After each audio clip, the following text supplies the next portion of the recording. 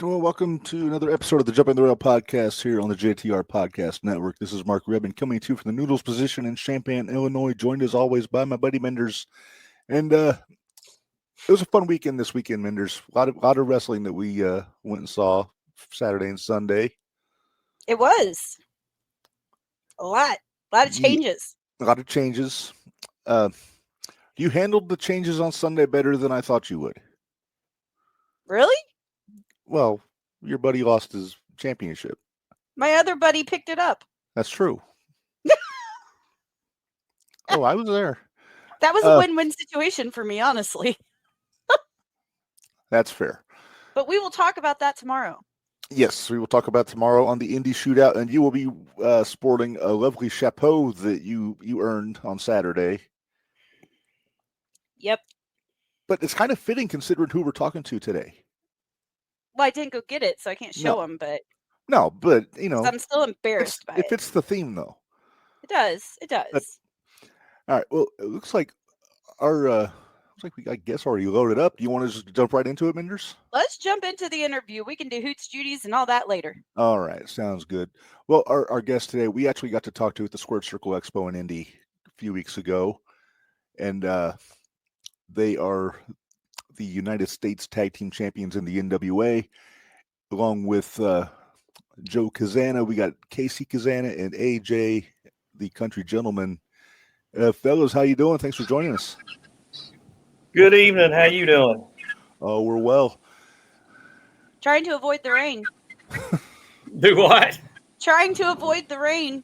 Oh, shoot, man. We're it's rained here every day for the last 7 or 8 days, and it's raining now. Ew. Although it looks like wherever KC is, the sun's out. It's sunny at 75 over here. Of course it is. Yeah. Of course it is. Well, Joe, can I start off? I want to ask you a big question. Okay. 2 big questions, actually. Sure. I want to know, who was your favorite wrestler growing up, and how did you get into it?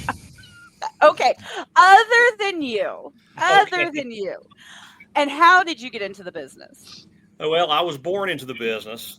My grandfather, of course, was John Cazana, and he ran the Knoxville territory from, I think, somewhere around 1960, 1959, all the way to 1974.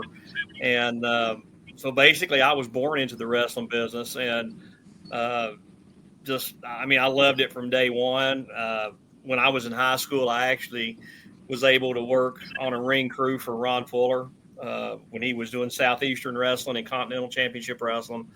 So, I mean, it was sort of a no-brainer, that I broke in the business, at an early, I broke in at 17 years old, and I've been in it this little, I think June will be 40 years. God, you're old. Yeah. Thanks. Can you see you're not winning any? You need to stay on his good side. Don't forget that. Yeah, exactly. But as far as my favorite wrestler probably, not just growing up, but even after I got in the business and got to Jim Crockett Promotions, was always Ric Flair. Ric Flair was my champion, and Gotcha. They don't come any better than Flair as far as the work that he put in back in the 80s and 90s, especially. The man he was in a plane crash, broke his back, and he still came and had. And, they want to say John Cena's got 17. Well, Flair does too. The one they don't recognize is the one that happened in the Dominican Republic. Yep. Because he went there and he lost to their local superstar. And I do know that if he hadn't lost to this local superstar, he wouldn't have gotten off the island. No. So yeah. Flair legitimately has 17 as well. So regardless of what the WWE is stating, Flair still has 17. But Flair was always my most favorite wrestler. Well, if you count all the unrecognized, unauthorized title changes in Japan, then it's probably more than 17 if you think about it. Sure. So. I mean, I don't know how many times, even with Harley, who was another great world champion. I don't know how many times he lost to Baba in Japan, and it was never recognized because, I mean, we didn't have cable TV back then. Nobody knew, the magazines really didn't stretch, that far at that point. Right. So, I mean, who knows? I mean, you just don't, I mean, it's just like with this age of television and you're so many shows in the can and you're trying to keep up with what's going on. And it's difficult sometimes. Yeah. Well, I think the only reason that they knew that he did a switch with Harley in Singapore is because Paul Bosch happened to be on vacation at the time and he was there. Yeah, he was there. And the rumor was that Harley also went to the Dominican with Flair as well to make sure he got off the island. Probably a good thing. Yeah. All right, Casey. Yeah. Casey, same questions for you. Do what? What was the question? It's my turn, Okay. Dad. Be nice to him. All right. So, first question: how did you get into the business? Which obviously, I'm going to think you were born into it. I mean, that kind of seems obvious at this point. But who were some of your favorite wrestlers growing up? And you can't say yourself or your dad. Oh well, it's not going to be my dad, so it's okay. No, the way I got into it was I was playing college football at the time at University of Tusculum, and I was like, well, I don't really love football anymore, and this coach is kind of making me hate football, so I don't want to play football anymore. I want to go do something else. And AJ was already tagging with the other guy from the Country Gentlemen in the NWA and wrestling. I was like, but I've always enjoyed wrestling, so I mean, why not go try that? And then here I am. Apparently, I'm a natural, is what people call me. But Well, I think so I had Joe Galley on about a year and a half ago, and well, I'm saying he put you over huge when we were talking. Oh my goodness. I think we But were this was a plugging year Samhain. ago.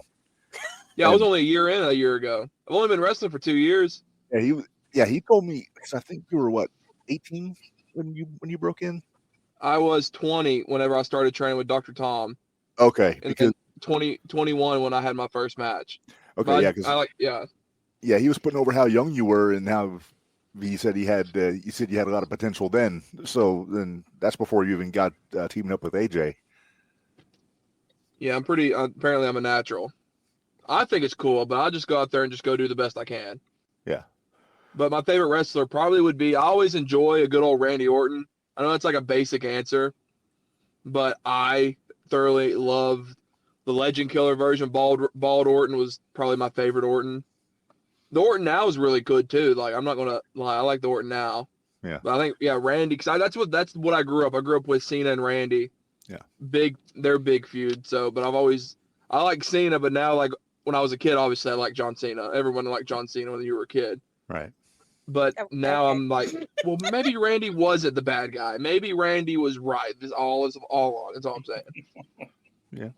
I will 100% agree. Yeah. Well, Minderz, you and I, like we always say, we were both at his first match on the main roster in Peoria back in 2002. So yep. So we go back a long way with Randy Orton. Man, I was born in 2002. Yeah. I was feeling okay about it for a while, Reb. We had Joe on here. I was like, all right, feeling pretty good. And then when we found out, when he said how old, Casey said how old he was, he just made that twinge a little bit. Casey's 12 years old. And, but let me tell you something about Casey though. He is, back in my day, the boys would all get together and they'd go to the bars or they'd go to the strip clubs or whatever. This kid right here, along with about 3 or 4 of the others of the younger ones there, man, they go back to the room and play video games. I think that's the greatest thing in the world. I mean, honest to God, these guys, they live to wrestle. And I mean, and I'll prime example, the slime balls. These two kids are in the same cut as KC. They're young. They don't necessarily party a whole lot. Now, it's like KC. I mean, they'll come down to the lobby and kind of hang for a few minutes just to be seen, and then they'll go away. And it's kind of funny, but it's all it seems like it's all the young ones. KC, the slime balls, Carson Drake, You know, the young ones. But no, they're all really good kids. And like I said, that's just a funny little thing that's in the back of my head because the wrestlers aren't the same anymore. Yeah. I say Carson Drake, your illegitimate other son. That's what they say. Dad has about 50 of them at this point. Somebody said something about doing karaoke in Indianapolis, and so Carson went up there and said, "Hey, Joe Cazana's got to go to bed. You know, it's past his bedtime." So he pulled the age card. So he and I went up and sang karaoke, and AJ joined us. I think the kid here, I think he was actually playing video games or something. All right, what's the video game of choice? Right now, I'm really into me and one of my buddies on the Independents, Max Abel. We are very into the College Football 25 right now, and so we're playing the Dynasty mode on the online Dynasty mode on 25. But also, you know, I'm a big Star Wars nerd. Dad's the Trekkie. I'm the Star Wars nerd. And can you tell I'm a Trekkie? Has a Star Wars season right now. Right. And so I'm playing a lot of Fortnite because it has like Emperor Palpatine, Anakin, Obi-Wan, all the main guys. Mm-hmm. But I switch up. I play variety. I don't just play one game. I was just curious what the game of choice was. I'm still stuck on a Sniper Elite, so that's kind of where I'm at. I'm on Sniper Elite 4, so. Well, my game of choice is Pong. Well, I had a feeling you were going to say that or Pac-Man. Dad, you were live when Pong came out, right? Oh, I was. I had Pong. I had Blip. And then we were really uptown when the Atari 2600 came out. Then we had Pac-Man. And you had Smurfs. It was horrible. Smurfs? That was terrible.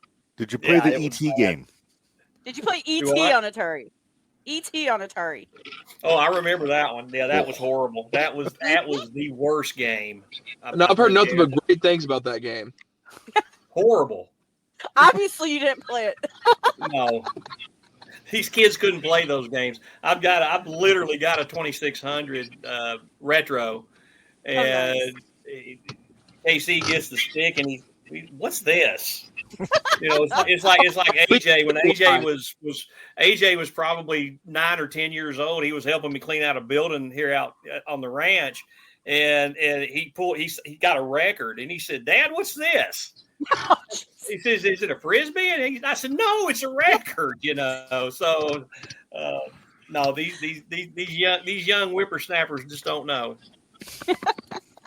Well, I'm not saying that I'm not a young whippersnapper, but my parents were older, so I got the best of both worlds. There you go. Yeah. All right, Reb, it's all you, kid. All right, so we brought you guys on because the Crockett Cup is coming up this weekend at the ECW Arena in Philly. And is this going to be your first time at the arena? No. The Gents actually won the United States Tag Team title at 76 last year in the ECW arena. Okay, yeah, I forgot that's where that show was. Yeah. That's where we debuted the all white heel version of us, which is the greatest is the better version known to mankind. Do what?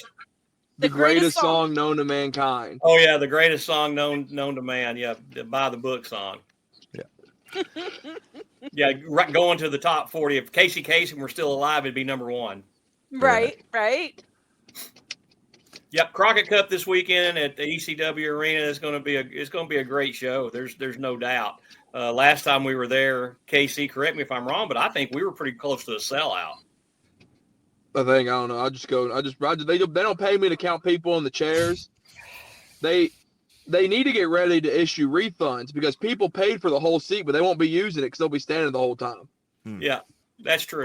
I saw some of the matches. Yeah, I think, or some of the single in their singles matches too. Yeah, there's a full card here. Yeah, there's a few of those. I was like, yeah, I don't know why I would bother to buy a seat. Just give me general admission and I'll wander around the whole time. Yeah, exactly. I mean, it's kind of like if you stop and you think about the history that is in that building, but then you talk about the history that's going to be this Saturday in Philly. I mean, you're talking, Natty Neidhart and Kenzie Page for the NWA Women's Championship. I mean, Natty's contracted to the WWE. This is unheard of. You want to talk about Gail Kim's a special guest referee. Gail Kim. Yeah, I just saw it was that. announced today. But I mean, you want to talk about forbidden door?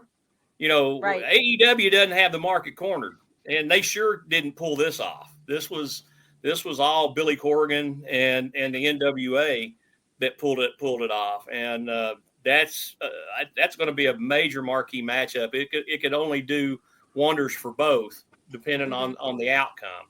Right. So I mean, it's going to be a big night of wrestling. There's no doubt. 16 teams in the Crockett Cup itself. It's huge. I've got the list here. I've got I think I've got 14 that I was able to find on the list. So I think I'm short too. But the lineup is pretty stacked as far as the field in this tournament. Well, run through them, Red. Okay. Well, you got Southern Six, who are the defending champions of the tournament. Yeah. Everyone keeps mispronouncing the Southern Six. I'm sorry. Yeah, that's something we don't get. I mean, it's the Southern Sucks, not the Southern Six. Yeah, if it wasn't for AJ's big mouth last year at Crockett Cup, we would have beaten the Southern Six because the Southern Six was not intact. The two that we were supposed to wrestle were not intact. Silas Mason missed his flight. It ended up being Alex Taylor and Kerry Morton. Like I said, if AJ had kept his mouth shut, we'd have been the ones pushed through. They'd have been going home. Casey's right. Forget the Southern Six. I'm so sick and tired of hearing about the Southern Six. It's not even funny. Okay. Well, we'll move gone. right past it. All right. All right. Blunt Force Trauma, Carnage and Damage. Incredible tag team. Great. It probably has the best manager in all of pro wrestling, aside from myself, of course. Well, of course. Well, obviously. Next trip. EC3 and Pretty Boy Smooth. There's your thrown together tag team. Yeah. Definitely. But hey, you know what? Smooth is almost 7 feet tall, so leave it to the overlord, overman, the delusional man, or whatever to attach himself to the biggest man in the tournament. Right. All I'm saying, I've made EC3 tap out.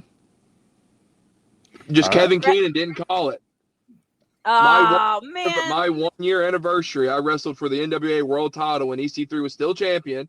Yep. Apparently, I've won deadly arm drag because Mr. 3 took the arm drag and immediately tapped out. But Kevin Keenan didn't see it. Of course he didn't. So I was about to be the youngest NWA World Heavyweight Champion, but no. No, EC3 and Smooth, they're going to be a formidable team. Yeah. I'm seeing a lot of people saying that they could be the dark horse here. Yeah. No. We know who's winning. I have who I want my final two to be. Okay. Oh, I do too. Yeah. Who's your final two? Oh, never mind.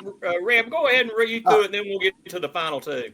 All right. Next on my list, I got the Immortals, Kratos and Odinson. Who I'm a fan of these guys. They're just these two just big brutes. Yeah, man. Kratos and Odinson are they're superheroes. That's just all there is to it with them. Yeah. Speaking of 7-footers, Daisy Kill and Talos. Former United States Tag Team Champions. Yeah. They're going to be a force. Yeah. You mentioned the Slime Balls. Sage Chance, Tommy Rand. Apparently, Minderz, they're buddies with Carson Drake. So Carson Drake. We've tried to tell him 100 times. Boys. Carson's using you. Carson is using you all. Well, of course, you got a picture of Carson. He was selling the same pictures for $200 at the expo. Yeah, I paid $10 for it. So there you go. She haggled. I haggled. Okay, now I'm curious about this. We got the Lost. You got Gags the Gimp, Lev, and Alex Misery. So I'm curious what two of the three are going to be actually in the tournament. What do you think, KC? I'm thinking Lev and Misery. I mean that's who I would go with too. I know Misery's a lock. I think he's a lock in for the team. Yeah. I mean, you just have to ask Jim Mitchell about that. I mean, it's you'd have to ask the devil. Yeah. He kind of scares me. Can they pull Freebird rules? Why should the tournament? Well, why not? We do, and the Southern Six does. We said it right the first time. We all do. All right. So the Temple of Doom, but they spell it with two U's. Stone Rockwell and Beastman. I don't know so much about Rockwell, but we know Beach pretty good, don't we, KC? Yep.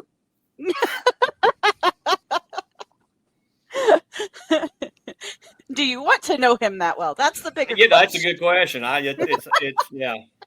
Beast man is a big man. There's actually quite a few big men that I saw that are on we're not this. worried So about that. I got a great tag team. Yeah. You do. All right. Mike Mondo and Slade, another thrown together team. That's a team.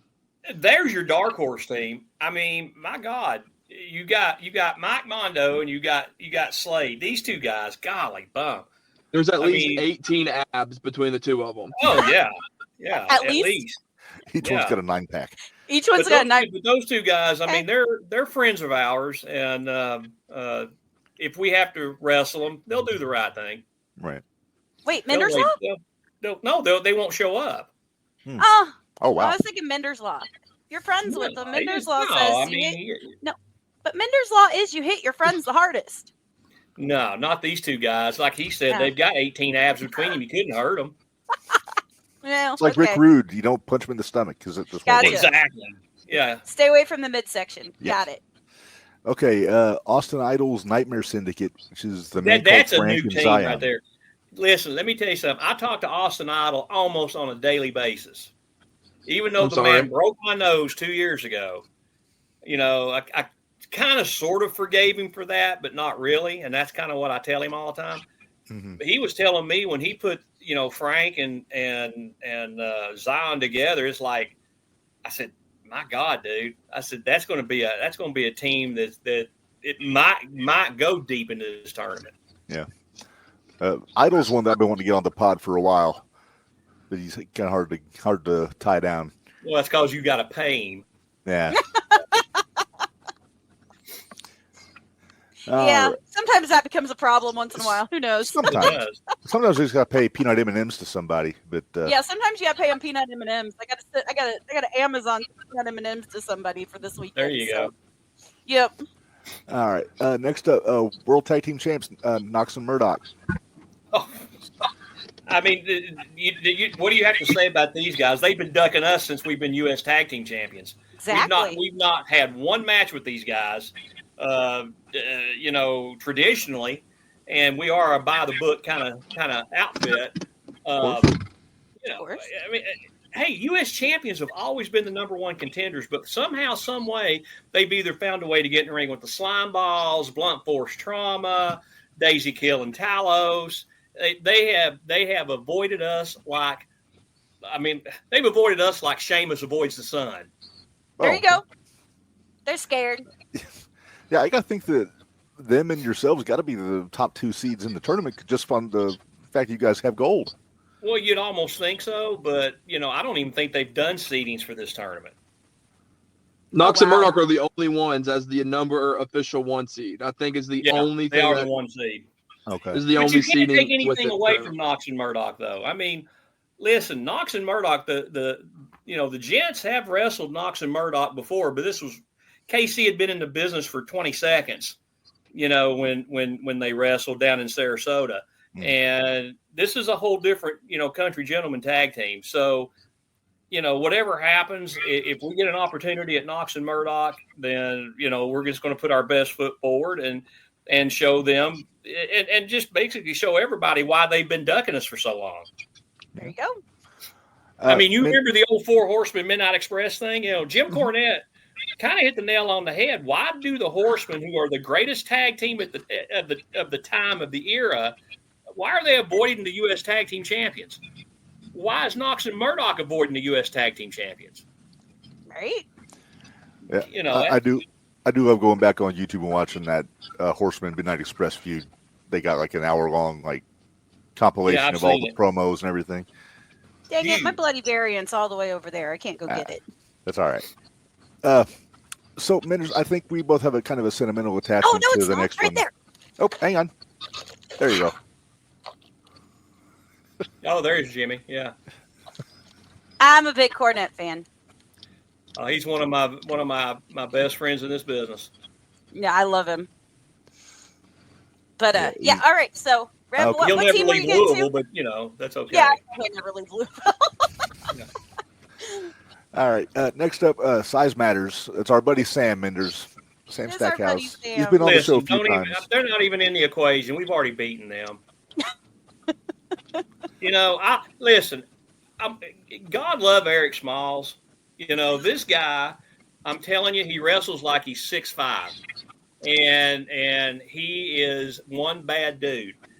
But you know what? Even a bad dude has to give way to physics. Hey, Casey, how far could you yeet him? Same thing goes for what? the big man. How far could you yeet him? Yeet What, him. what, oh, I How don't far know. could you That's yeet why him? you throw smalls. AJ throws them. Let AJ throw AJ him? throws. Okay. AJ does the throwing, but I mean, Let as far AJ as throw them.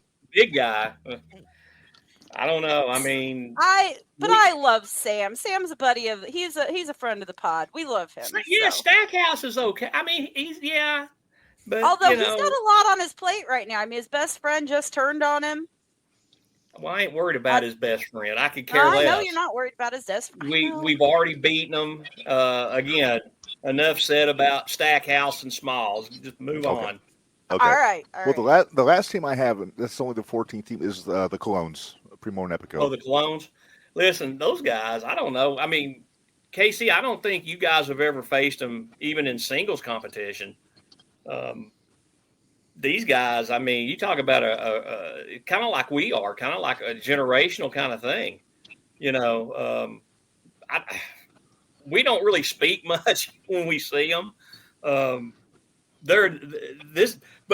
Colognes. Let's just say this about the Colognes: generational team, great background, great family. They've been everywhere.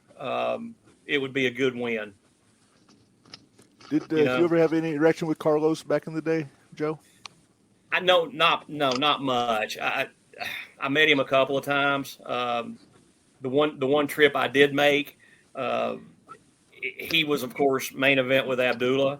Right. So I mean, I really didn't have much interaction with Carlos at all. Who's Hammerstone teaming with? Hammerstone's got a match in the tournament, or not in the tournament. He's got a match on the card. He's wrestling Silas Mason. Oh yeah. Okay. That's going to be a hot fight, Minderz. Let me tell you something about Silas Mason. Although he is a member of the Southern Six, which whatever. Southern sucks. He is exactly. He is our champion at NWA JCP. So, in all fairness, I hope our champion just absolutely mops the floor with Hammerstone. I'm just going to say, I think that's going to be a fun one. I mean, it's going to be a banger for sure. Yeah. It should be a fun one. Actually, I saw one of our other buddies that's going to be on the card too, Reb. Oh, would that be Rhino? Yeah, Rhino's going to be there. Rhino's got a title shot with Latimer. Hey, see, you want to speak to the Rhino situation? All I'm saying is the gents went up to IWR where Rhino runs. We took on Heath and Rhino. And all I'm saying, gents on top. There you go. All right. Throw it out there, gents on top against Heath and Rhino. We saw Heath get thrown across a bar once in St. Louis. Yeah. Was he with AJ? No, it was Camaro Jackson. No, it was a legit bar that they were wrestling in, and it was Camaro Jackson that yeeted him across the bar. It was great. Hey, listen, Camaro Jackson's part of World League. That dude right there, that dude can go. That's our Grand Region. Listen, I'm gonna tell you, even though Murdoch and Knox have been ducking the country gentlemen, listen, Trevor Murdoch's got one heck of an operation going on. He and Leland Race out at World League. Mm-hmm. That territory is kicking it.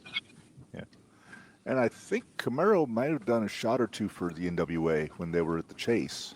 Mm-hmm. I'm sure he did. So, yeah. Camaro's one of our buddies. He used to wrestle up here, or he was wrestling up here at 01. That's where we met him. Now we've been following him down to PWE down in St. Louis, and we watch what he does over World League too. So that's okay. The country gentlemen still beat Rhino and Heath in the middle of the ring, 1, 2, 3. So there you go. Hey, DeCobra beat Rhino too. So who? DeCobra. He's an Illinois boy. Who's the Cobra? You talking about Santino? No. Very good. No, not even close. Oh, actually, I have a picture. Hang on. Do you have a picture of Cobra? I got a picture handy. Cobra's one of our favorites up here in the Independents right now. And he beat Rhino. He beat Rhino. We have video proof that he beat Rhino. Did he pay Rhino off? I don't think not. so. Oh wow, this guy That's must be Cobra. hot. That right there is Cobra. He beat Rhino. Yeah. He beat Rhino. He must have something going on that I'm missing. He's a Well, he's hell of a called striker. the Strike King, Mm.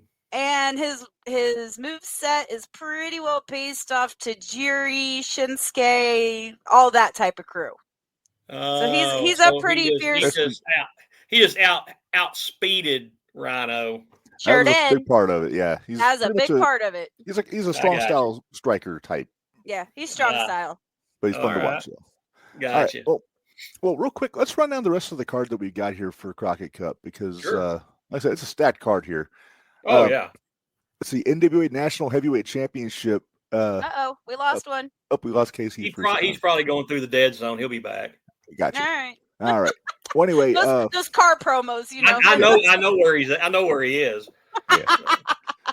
Well, anyway, National Heavyweight Championship. Mims is taking on Maxie and Paler Minderz. Yeah, well, make it make sense, Mims. Bless his heart. You know, all I can say is this. Matthew Mims has probably given Max probably some of their toughest matches. Let me tell you a little story about Max. You'll like this. So I can't remember. I think we were flying to Dallas. It was probably 8-9 months ago. It was before the January snow fiasco. Sorry, I like that. But You're good. I had pulled in the parking garage at the airport in Chattanooga, and I'm walking at 4:00 in the morning. I'm walking in this dark parking garage, and at the elevator, I see somebody holding the door open for me. Oh God! I look, and I said, "I'll be damned! It's Max the Impaler." And it was literally Max. Max was holding the door for me. I said, "Max, what are you doing in Chattanooga?" And Max said that they were filming some kind of a horror movie on top of Lookout Mountain. Oh wow! Of all people to run into, I said, in a dark parking garage. Yeah, exactly. A dark parking garage. Thankfully, Max didn't have any makeup on. Right. Okay. Okay. Then I think I'd go the other way. Weird. But you would have been the other way, maybe taking the stairs. Just saying. Yeah, exactly. But make it make sense, Mims. We'll see how he does against Max. Yeah. Well, he's going to have Black G's in his corner too, though. So. Well, hey, let me tell you something about G's. G's is probably one of the most underrated managers there is. G's is. I don't know, man. It's just something about G's I like, but there's something about G's that I don't trust. Then he's a I perfect can't quite manager. put my finger on it, but it's like Jim Mitchell. Look, Jim and I get along great. It's like he's a lot like I am. It's like he said last week on television. Joe Cazana is he's what was it he called me, scum or something? That he's his kind of guy. So I mean, Jim's my kind of guy. But yeah, G's is. Hey, listen, don't underestimate G's. G's gets himself involved in that match, and Max could be in trouble. All right, world television title match: Carson Drake defending against Brian Idol. Come on, Brian. I am a fan of Brian Idol. I like his work. I'm a fan of Brian Idol's car. What's he got? A 1986 Fiero. Ooh. Yeah, and it is absolutely in mint condition. I've seen pictures.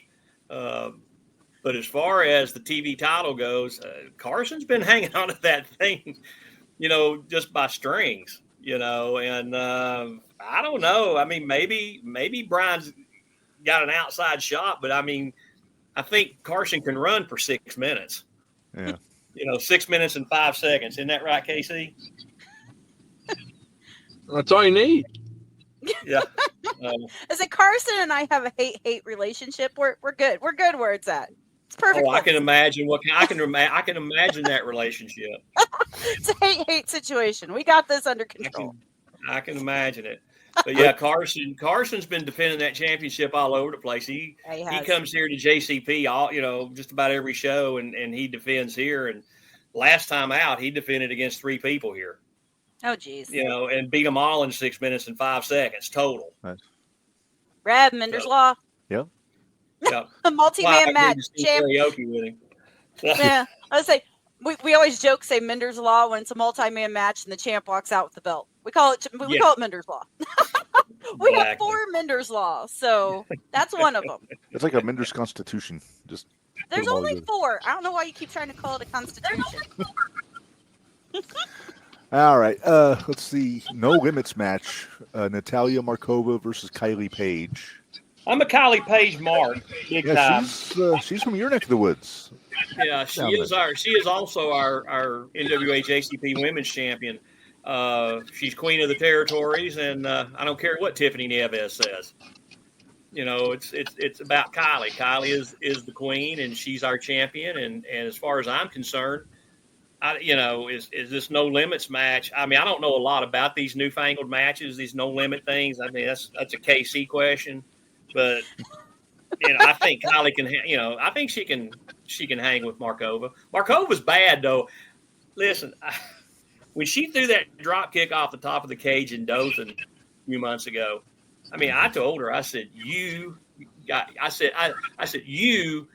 are probably braver than 90% of these guys back here in the dressing room coming off the cage like that. I watched her. Now, I can't remember where we were. Maybe Tampa. KC might be able to answer it better than me, but I watched her come through the ropes and bust her teeth out. Oh. Was that in Tampa? It was. She knocked out her front teeth or something. Natalia Markova is one bad woman. I can imagine. So I have a question. Don't let the looks fool you. Rep, that's not all the matches, is it? I mean, as we got attractive more. as she is, no, don't let the looks fool you because she's one bad woman. Yeah. Okay, so we already talked about Throwbilly and Hammerstone, so we'll gloss over that one here. We got a chain match between Jay Bradley and Wrecking Ball Legursky. The Fixers split up, so I guess to call this a grudge match would be an understatement. Lord have mercy. Okay, first of all, I saw it was a chain match, and I didn't even see who it was yet. And my initial thought was, is Conley in this? That was my first thought. Oh, Mad Dog Conley? Conley. Familiar with him? No. Nah, that's all right. I'm familiar with both the Fixers like KC is. He's been in the ring with them. Uh-oh. All right, Casey, who are you picking then for that don't one? don't remind me. Don't remind me. Who am I picking? Yeah. I don't know. Hopefully the ring doesn't break. It may. That's 2 big hosses. Mm-hmm. 2 big hosses going at it. They got a chain. I don't know if it's like a dog collar chain or they're attached at like the wrist with it. I don't know what a chain match is. We're gonna have to wait and find out. Yeah. But if I had to pick anybody, I think I'd pick Wrecking Ball. Okay. Yeah. Well, I would pick Wrecking Ball. He's got something to prove. Yeah. Well, I remember about 20 years ago watching a big jacked up kid named Brad Bradley in IWA. So I've seen Bradley for a long time, but this Legursky has got something different. He's aptly named. Wrecking Ball is a good name for him. Legursky's that. He's that. I don't know. We've all got a really good relationship with Legursky. We always have. Even though we've wrestled him, the Fixers, but it was only one time. I do know that the other set of gentlemen beat the Fixers for the U.S. Tag Team titles. But I'm like KC. I mean, you got to go with Legursky. He's got a lot to prove. Yeah. Yeah. All right. Women's title, Kenzie Page against Natalia. We talked about that a little bit earlier. But answer this one, KC. I mean, out of all the matches on the card, this one's probably the show stealer. I think this one should be, in my opinion, the main event of Crockett Cup because you have Natty Neidhart Mhm. and Kenzie Page. You have a WWE superstar against the NWA World Women's Champion with Gail Kim as your special guest referee. This match has the potential to, I'm trying to find, there's no words to describe how hype I am for this match. Because I'm a big Natty fan. I'm a big Kenzie Page fan. But this match is still like one for the history books. Yeah. Because I like Natty. I always like the Hearts. Yeah. How long has Kenzie had that women's title going on? It's been a while since she I think beat she's Camille going on for 2 it. years. Almost 2 years. Damn. 75 is when she beat Camille. She's going on 2 years. Well, if she makes it to 77 with the belt, she'll have it for 2 years. Okay. Yeah. It's a long Wow. time. I mean, this match this match, if Kenzie can win this match, it will make her. Yeah, I was going to say this is a star And making to be match perfectly for her. honest with you, if she wins this match, I think that WWE, has to look at that and say what just happened. Yeah. Yes. And Kenzie's got all the potential in the world to beat Neidhart. Oh yeah. But then again, you've got Natty Neidhart, like KC said, she's coming straight from the Hart family, the Dungeon, the WWE. She's been the WWE Women's Champion. I mean, she's done it all. She's been tag team champion, women's tag team champion. So I mean, like I said, you want to talk about a forbidden door? Yeah. Yeah. But your intangible is Gail Kim. Right. Yeah. Right. Well, and they've got history. Her and Natty do. They've got history in the WWE together. And we're talking about good hit. We're not talking about beating the crap out of each other. We're talking about a friendship. Right. Can she put that friendship aside and call this thing straight down the middle? Gail Kim's your intangible. Yeah. All I'm gonna say here is, Reb, I want the Natty we had at Bloodsport. Yes. That Natty at GCW at Bloodsport, Chef's Kiss. That's the aggression, the hits that I want to see from Natty. But didn't Kenzie confront her at Bloodsport? Yeah, sure did. When Natty was leaving. And that took nerve. It's gonna be a good one. I'm excited. Yeah. It's just sound weird to say. I'm sure that the whole back will be huddled right around that gorilla television. Watching the whole thing. Yeah. Me personally, if there's a seat out there, I'm going to go sit down and watch it. Yeah. As long as the fans will leave me the hell alone. Yeah. After we win the Crockett Cup, and they leave me alone. But we left you alone at your dinner that Saturday night at Expo. We tried to anyway. Do what now? We left you alone at your dinner on Saturday at the Expo. So that's we were at the table right behind you. That's true. Oh, I didn't. Oh, that's right. You were. That's right. Yeah, we were there. That's right. Yeah. This is going to sound weird to say. That Saturday it took us forever to get that dinner. Yeah. Yeah, so. it you did. and me both. All of it. Yeah. Rep too. They brought all the rest of ours except his. Make the fat guy wait. That's not fair. Exactly. Crockett Cup's going to be great this weekend. There's no doubt. Yeah. Is there one more rep or is that it? One more. World Heavyweight Championship. Latimer against Rhino. Latimer. Latimer. Hands down. Yeah. I mean, he's our champion. I mean, I'm not going to bet against our champion. Right. And while I'm thinking about it, Tom Latimer will be defending that NWA World Championship in Knoxville, Tennessee next weekend on an NWA JCP show. Oh yeah.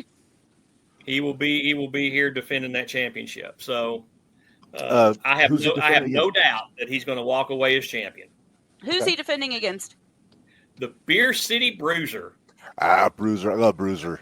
That's breaking news. That's breaking news. Breaking news. Oh, AJ's already posted it. So. Oh.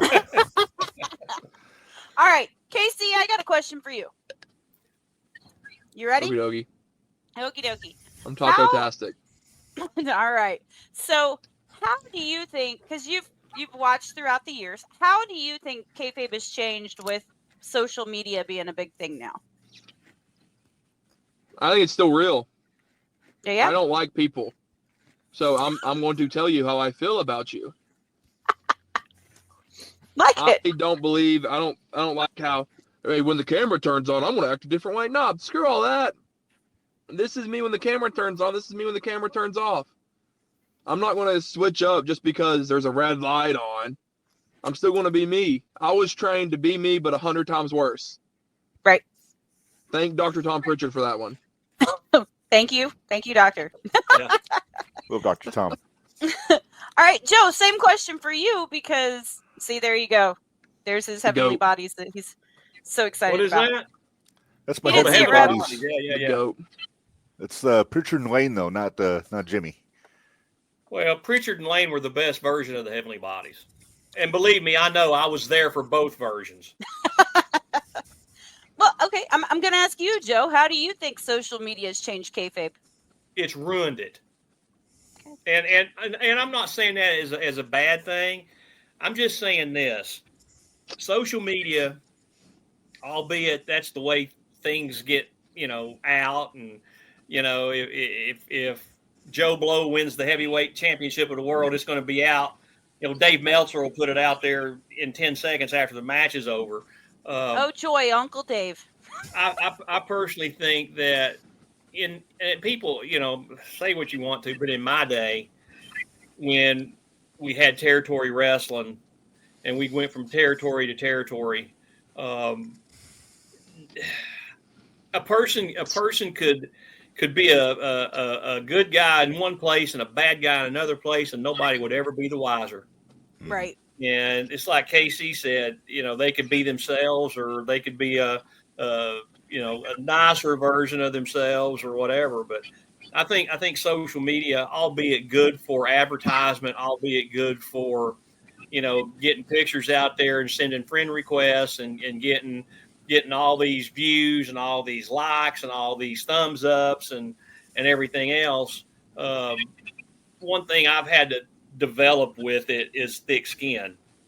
Yeah. Because definitely. if some of these, and I'm going to, again, forgive my French, if some of these assholes would have come up to me in person back in my day, they'd have walked away with a busted mouth. You've got a lot of keyboard warriors out there who like to sit on there and they say, the NWA is the worst wrestling that I've ever seen in my life. Well, obviously, you've never seen wrestling. Right. Listen, I've seen some real stinkers with the big boys. I mean, some major stinkers. There was a couple of stinkers I heard from last night on Raw, but I just feel like that. I feel like social media, albeit good in certain ways, in a lot of ways, it's terrible for this business. It's absolutely terrible.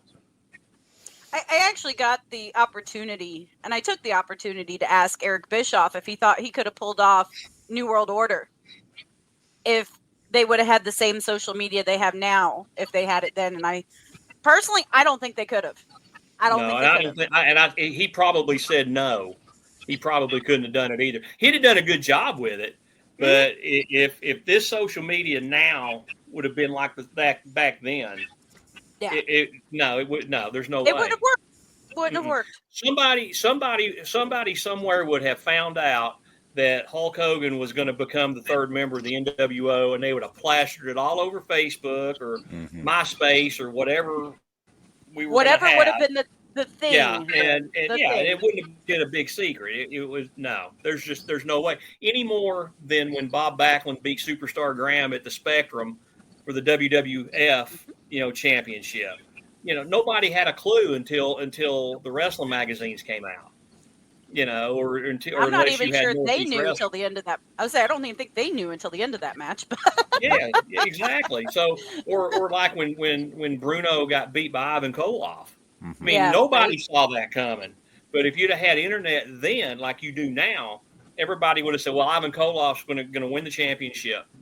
It'd be like WCW was back during the Monday Night Wars. Well, Mick Foley's going to win their championship. That's going to put a lot of butts in seats. I mean, how'd that work out for them? That didn't work out so great for them. Yeah, you saw how it worked out. But I just think that in this stage, kids like KC and Carson Drake, they use this internet and they do a good job with it, as far as getting stuff out there.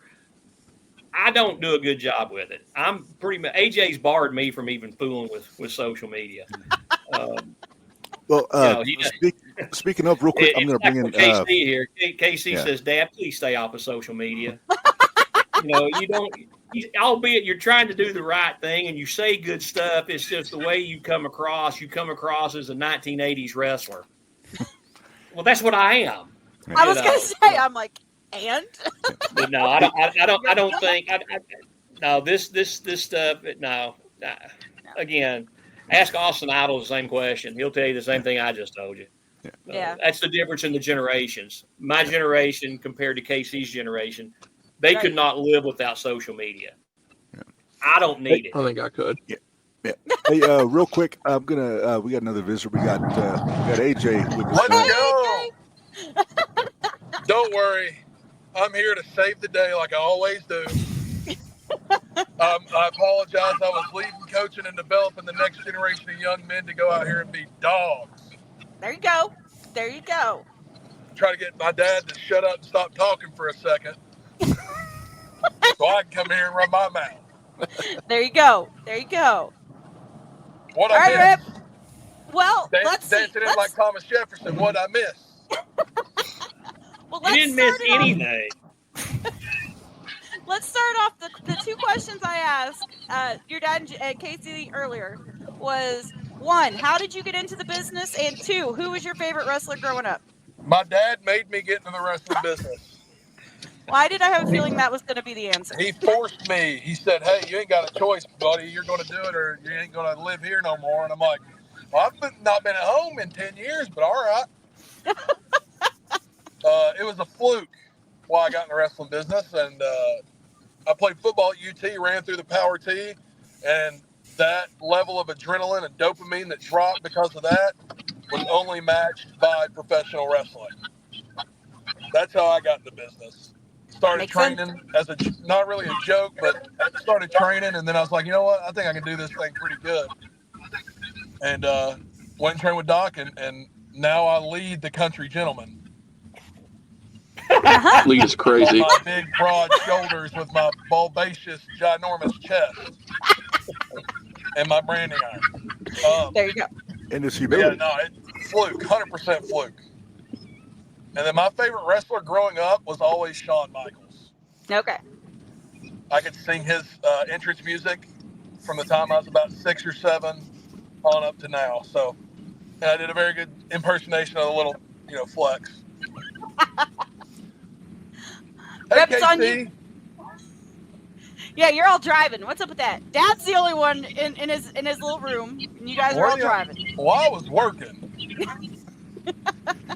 Your brother was at the gym, and me personally, I was watching MASH. The picture proof. I Okay, literally just MASH. walked off the football field.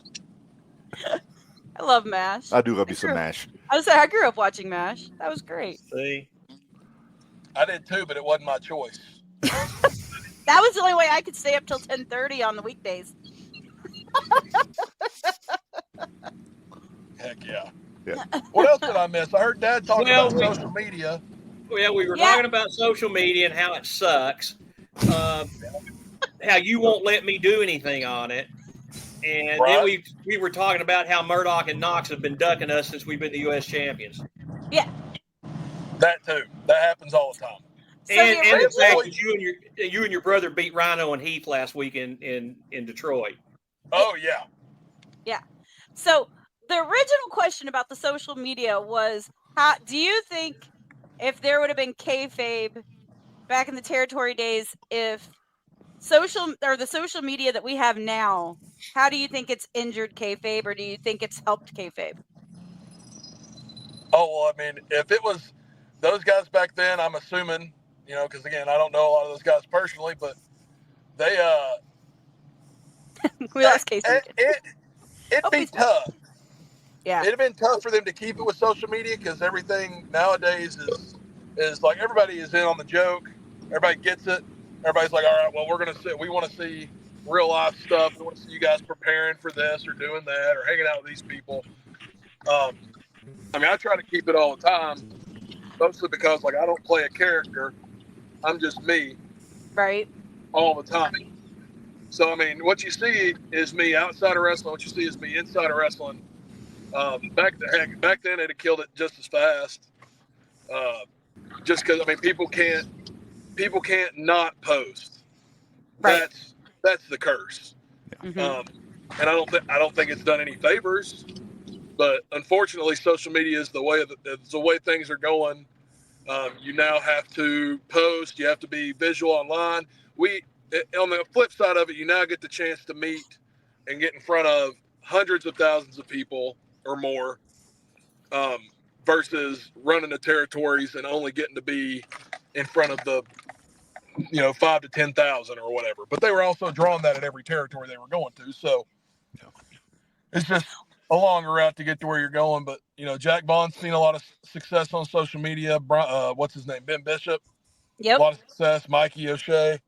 A lot of success, and it's gotten them a lot of bookings and made them a lot of money. So the name of the game is to make money in this business, and however we got to do that, that's how you do it. And we've gone international because of social media. Right. Because one of our people right now that's actually in our chat, his name's Shadowplay. Well, he's actually from Ireland. He Nice. works third shift, and he has nothing better to do than to listen to us tonight. So Heck yeah. Yeah, that's one thing, dude. I got fans. I know we've got fans all over the place, the UK, Europe. A couple people in Japan message me and tell us how much they really like a Country Gentleman. I say Japan. I said Japan. I meant Japan if I didn't say it. Yeah, that's what you said. But it's a blessing and a curse all at the same time. Like, yeah. I hate social media with a passion. I think it is a poison to society. I think it's made us all soft. Because you can talk a lot of smack on social media without any repercussions. Your mouth can write checks that your butt can't cash. And I've Didn't seen I it just say that before he came on? Sure did. Sure did. Yeah. I mean, at least he's right about that. But I'm right about everything. But man, it's a world that isn't. I mean, it's good for businesses. It's good for growth. It's good for this. It's good for that. But it's toxic, and it's an awful thing for anything in your personal. Like, I don't post a lot of personal stuff. You'll see gym stuff. You'll see some travel stuff. Whatever. It's just I don't want you people to know what I'm doing. Right. I don't need you to know that I went to dinner with his hot redhead on Thursday night and watched The Highwaymen. Yeah, There you go. I don't need you guys to know. It's none of your business unless I make it your business, and it's Right. not. So I personally hate social media. I think the whole algorithm thing's dumb. I think the fact that I've got 6,000 followers and only 300 of them see what I post is ridiculous. I think it's all a big money grab, and I think that it's being used to taint our world, make people soft. And making people soft, what's going to happen is it's going to turn society soft, which it's already started to do. Yeah, it's already happening. Joe Rogan, I heard this quote on Joe Rogan. Hard times makes hard men make soft time makes soft men, and it repeats the cycle. I think that's just as prevalent in social media as it is anything else. All right, Reb. All right, so I want to kind of pivot a little bit because we've talked about the NWA and all this stuff. I want to hear more about JCP. You guys were running. How long have you been running Joe Cazana Promotions down there in Tennessee now? Well, JCP itself has been running since 2009. NWA JCP, we're getting ready to have our 2-year anniversary with NWA JCP in December. What is that noise? Probably me driving. You got your window down? Turn on your MC for God's sake. I didn't hear nothing. He's hallucinating. His mind's going. No, but no. NWA JCP has been going. It'll be 2 years in December, but we've been doing it since 2009. I did one show in 2009, did one show in like 2011, and did one show in 2016, which was probably the biggest thing that I ever did for the football program here in Decatur. Matter of fact, we even got Jim Cornette out of Louisville for that show. Oh wow! You got him out of Louisville? Yeah. Oh yeah, he was Wow. here, and he managed the Heat Seekers, and he managed me that night. Wait, that was before COVID, wasn't it? Oh yeah. Yeah. That explains it. Yeah, listen, if it's like AJ said, if I told you what Jim and I talk about the fans and everything, yeah, whatever. But Yeah, no, we've been media. going pretty strong. Now we do our shows every other month, and we've got one coming up next week that I defy any wrestling company out there, not counting the big boys. I defy anybody to put a show together like we put together for May 24th. There's nobody. There's no local yokel, mud show, plumber wrestling, whatever, these playtime wrestlers. Nobody out there has put together what we've been able to put together for May 24th. Joe, send us the card. We'll put it out there. We will do We'll that. put it out there. AJ, that's going to fall in your lap. AJ, send it to Reb, would you please? Thank you. Dad already announced one match without you being here, AJ. Oh, that's good for him, I guess. No, because AJ's already. AJ, there's not been a match announced. A talent was announced. I think I just sent the card. What happened? There we go. Just sent the card in that group There it is. message. All right, there you go. Or Reb's the got it. poster. Now you take a look at that card and you tell me if you've seen a quote unquote indie company put together that. Oh wow! Okay. Yeah. Reb, go through it. I don't get to see it. I'm not in your group chat. Me neither. He keeps me out of the loop. This is how it works, and I'm supposed to. Boom. Oh wait, I did see this.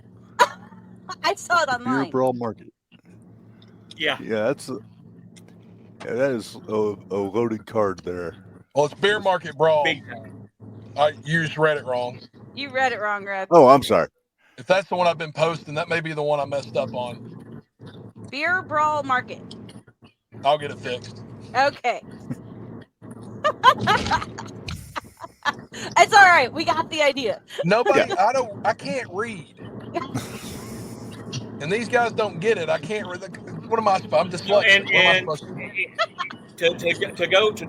To get away from the 24th, which is a loaded show, we come back to Decatur on June the 6th with the Caldwell Cup.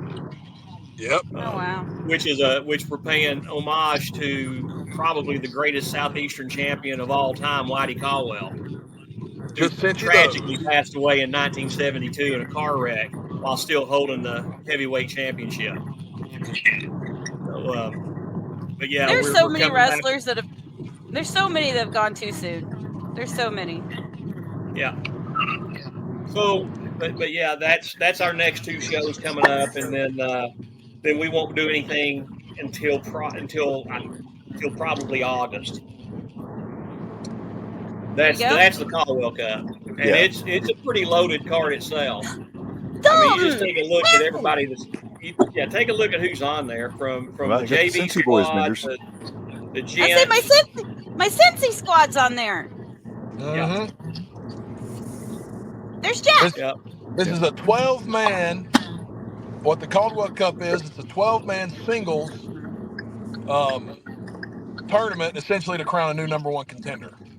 That poster, the words read right because I double checked it.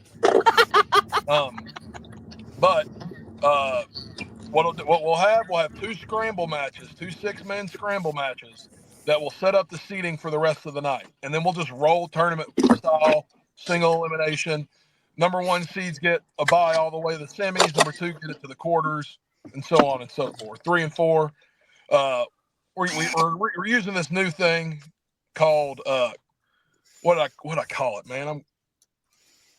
I'm quick draw I got it written down somewhere. Anyway, the last two standing in the ring from the scramble matches immediately start a match. Gotcha. 5 minutes, only 5 minutes to win that match. Otherwise, you're both eliminated. Wow. Okay. First, and this is where it gets a little hairy. In the scramble matches, the first two pinfalls or submissions will crown the number 1 and 2 seeds from that side of the bracket. Okay. When the last 4 standing in the ring, it's over the top rope elimination. So you eliminate 2, 3, and 4 are left in the ring. They start their match. Quick draw shootout. Boom.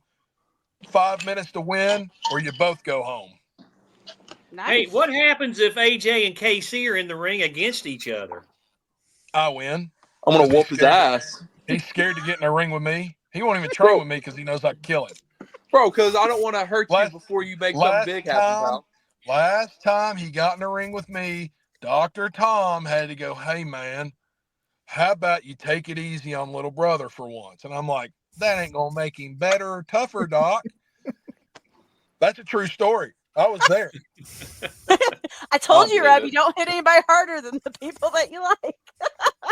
Well, we've got our sights set on something bigger than the Caldwell Cup. So Yeah.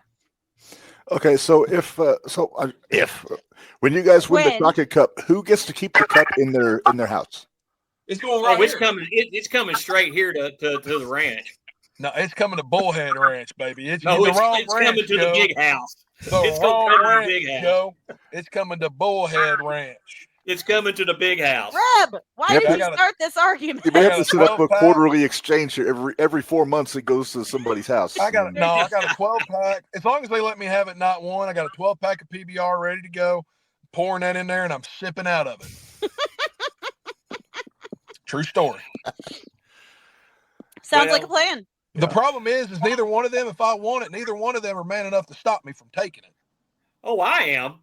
No. I've got I other carry a ways stick. besides physicalities that can take I you out. speak.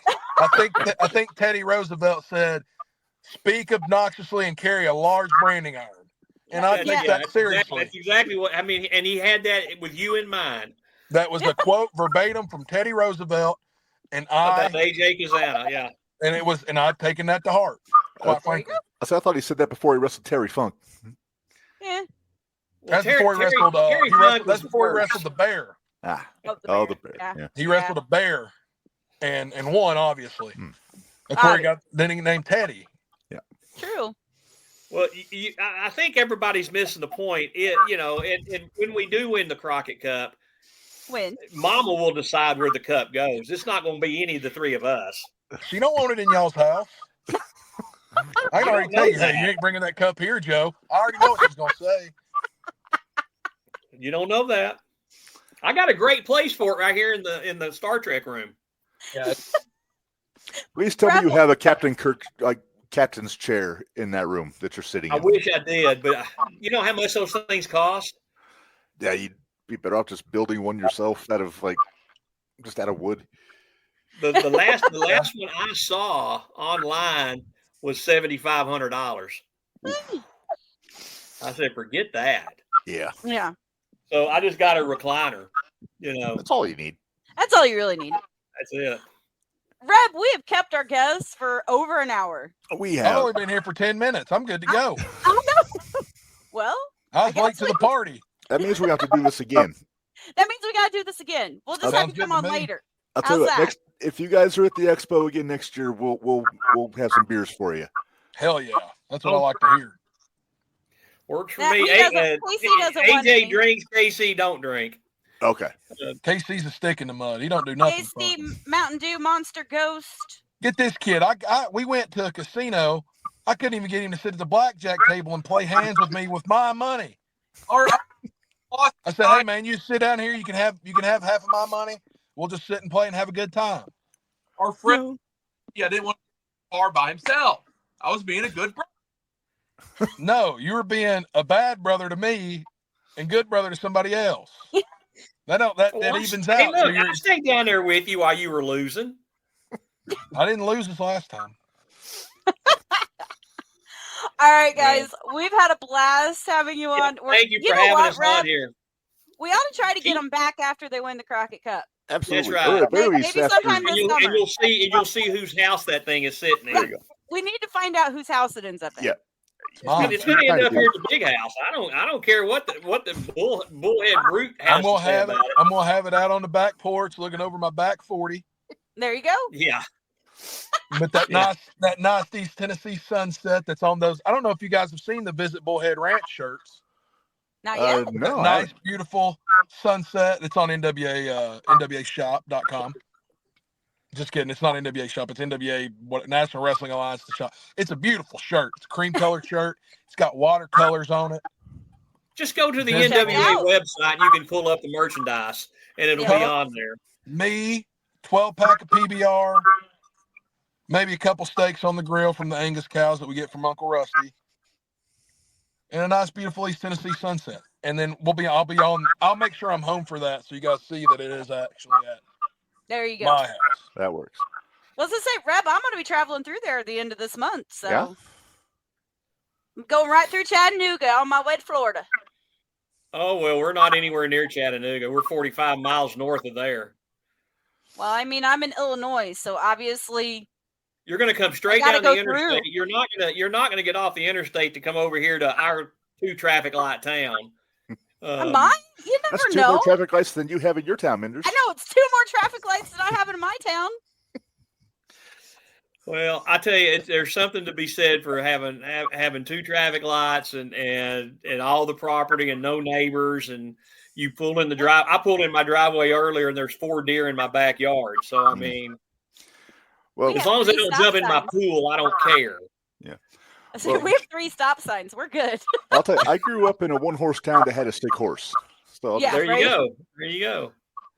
All right, Well, guys. thanks for we'll having see us you on soon. here, and Absolutely. we look forward to bringing that cup back to East Tennessee. And again, Knox and Murdoch have been ducking the gents for almost a year now. Yep. So maybe, just maybe, we get a shot at them at Crockett Cup. There you go. That'd be a perfect final 2.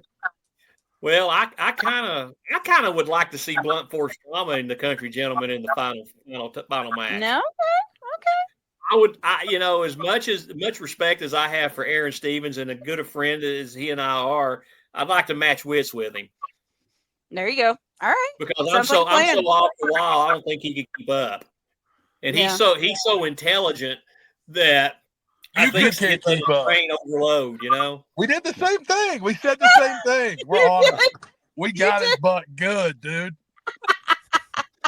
Well, we saw All what right, Joe did guys. to Joel Gertner, so Aaron. can Well, be on I this part. took care of Joel Gertner 2 weeks ago, Yeah, we know we were there. but He listen, knows Joel Gertner's not Aaron Stevens, so. Okay, but wait, I gotta show you. Wait, I gotta show this, Reb, because it's my pride and joy from the Squared Circle Expo. It's my pride and joy. It is a baby, and it's signed by Snitsky. That says Snitsky was here. I didn't even see Snitsky up there at the expo. How do you miss Oh him? yeah, dude? he was a blast. He was so much fun. Guy's 8 feet tall with a 3-foot-long beard. How do you miss that guy? And he's They chiseled. had us in the same room with Sergeant Slaughter, so I mean we were listening to him talk the whole time. Oh, I'll bet. Yeah. We All had right, Reb. Sergeant Slaughter to our left. We had downtown Bruno across the way from us, and we would holler at Bruno back and forth all day long. I say you, Plunky. And Plunky was Bruno over there by you loved guys. the Country Gentleman. Yeah. Plunky was over there by you guys. Poor Plunky went home sick. Well, it was Poor a pleasure guy. being on here. Like I said, we're going to win the cup this weekend, and let's just keep Knox our and fingers Murdoch are crossed cowards. that Gail Kim does the right thing and calls it straight down the middle. There you By go. the book. By the book. All Tell you right. something. All right, If she guys. doesn't do it by the book, then the Cazanas may have something to say about it. Ooh, There you go. okay. All right, guys. Have a good one. We'll Yep. see ya. Thanks, Take guys. it easy. See you guys. Thanks. Bye. Bye. Rev, that was so much fun.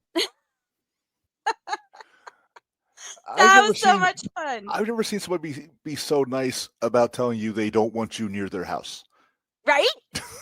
I know. It was great.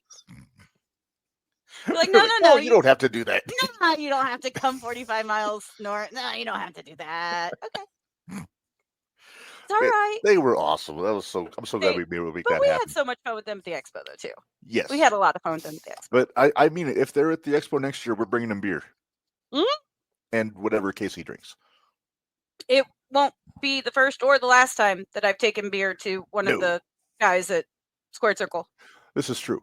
Hey, Minderz, let's say we pay some bills real quick, and then we got to get we'll into our jump back usual to the business. beginning of what our usual business is. Yes. All right. Sounds good. All right.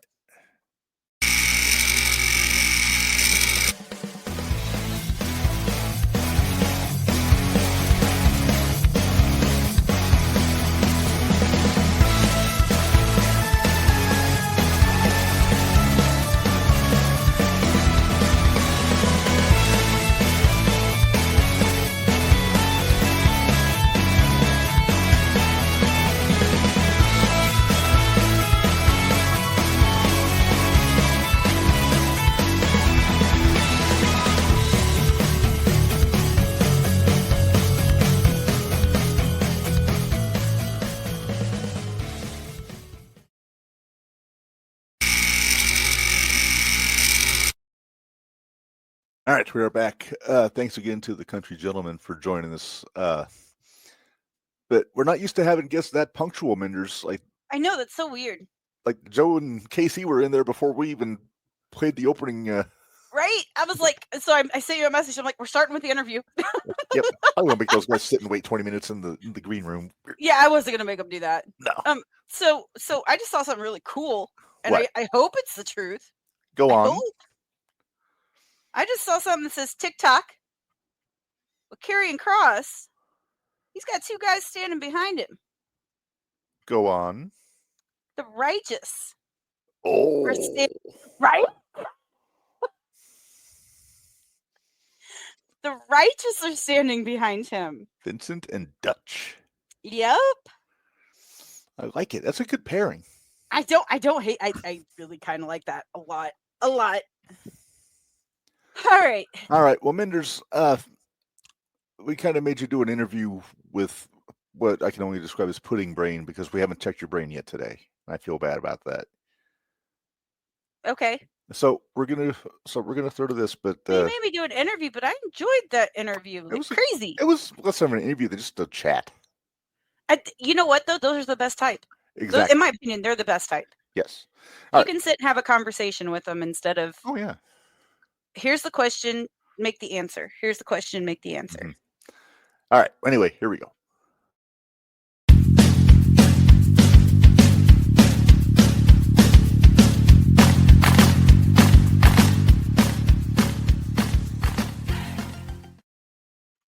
All right. It is time for a belated Name That Wrestler. Minderz, you know how this usually works, but it's a little bit different. Let me see if I can find my picture because I put the wrong one. That's going to be too easy for you. So there we go. All right. So usually, Minderz, I do a picture of a wrestler in their younger days, and you guess who it is. Mm-hmm. This one is a little different because it's actually a recent picture, but the guy does not look like he did in his heyday. So you're going to guess who it is. Okay. Take the Sean, we haven't even gotten to our normal stuff yet. Oh yeah, we jumped right into the interview first thing. So jumped right into the interview. So you haven't missed anything. We're not there yet. Well, no, he missed a hell of an interview. Well, yeah, the interview was awesome. As far as the general discussions, he hasn't missed anything. Yes. All right, are you ready for this? I don't know, am I? All right, so I'm going to throw this picture up. There are two people in this picture. One of them is Jeff Jarrett. That is not who the subject is. Well, you couldn't have made it easy on me, could you? Biggie? Now, for a TNA fan, they might get this. Which like I'm not. An OG TNA fan.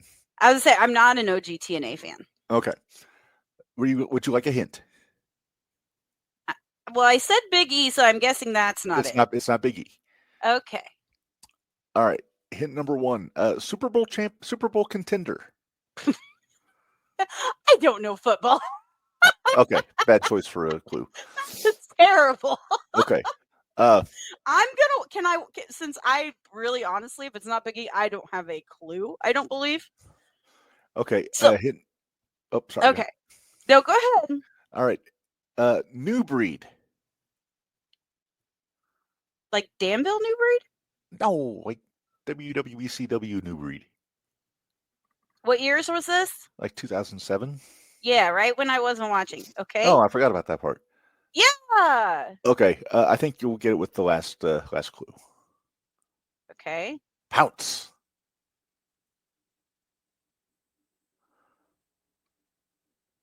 Really? No. Oh, Minderz, you disappoint me. You might have to enlighten me. This is a picture of the alpha male Monty Brown. Huh. And I suggest you watch some of his matches. You will like him. Okay. As you can see, he would be Mama's type if she was around in TNA. He's retired now, but he was in like the original TNA. Then he went on to be the alpha male Marcus Corvan in the ECW as part of the New Breed with Kevin Thorne and Elijah Burke and Max Striker. Okay. But I mean, the names, like I said, you hit 07, which was kind of when I went AWOL. If you like Camaro Jackson, you'll like Monty Brown. Okay. Well, then that's the best way I can put it. That's settled. He may have been able to pounce Trust farther than Camaro did back in his day. You mean he could have made it past? He may have got him out of the ring. Might have got him out of B-dubs? Yeah, to be fair, Trust would have gone into like the third row if there were no ropes in that ring. I mean, you're not lying. Do I ever? Really? Let's not go there. You picked on me a lot this weekend. Oh, that's not true. You put up a video of my face turning bright red and you getting side-eye. Would you like I don't want to hear about Minderz? it. Huh? Okay, right there.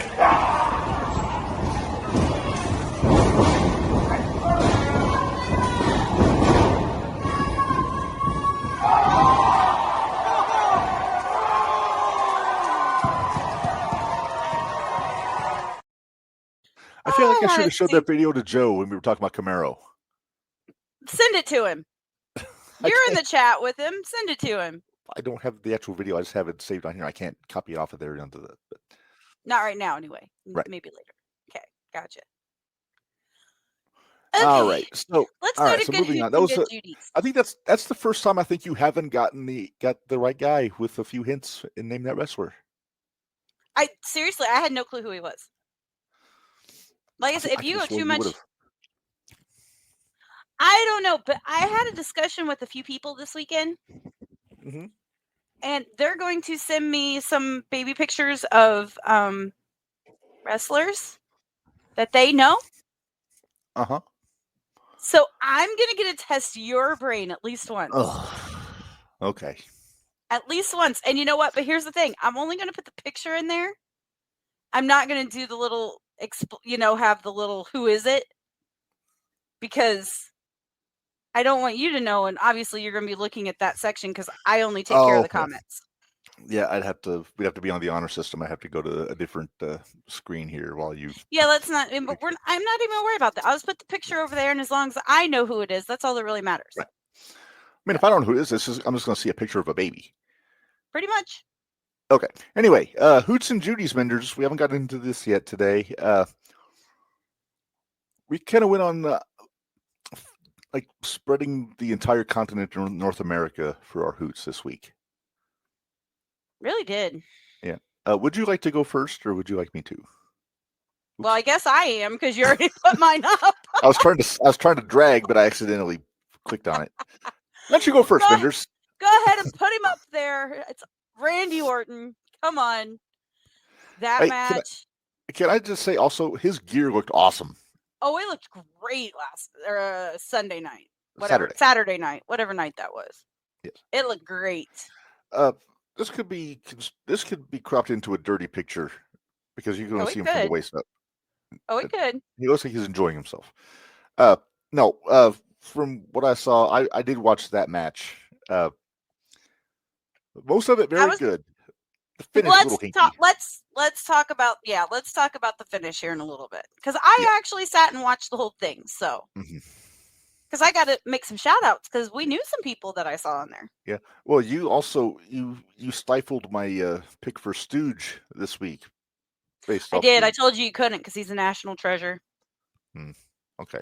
Sorry. Well, that's all right. All right. Well, my hoot of the week is I'm going up to Maple Leaf Pro Wrestling in Canada this past weekend. They did another double shot there, and they crowned their first two singles champions. They're Canadian heavyweight and Canadian women's champions over the weekend. And my hoot is going to the brand new Maple Leaf Pro Canadian heavyweight champion, the walking weapon, Josh Alexander. That's a pretty belt. It's a beautiful belt. It really is. I'm not a belt mark, and that's a pretty belt. Yeah. But I like that really, one.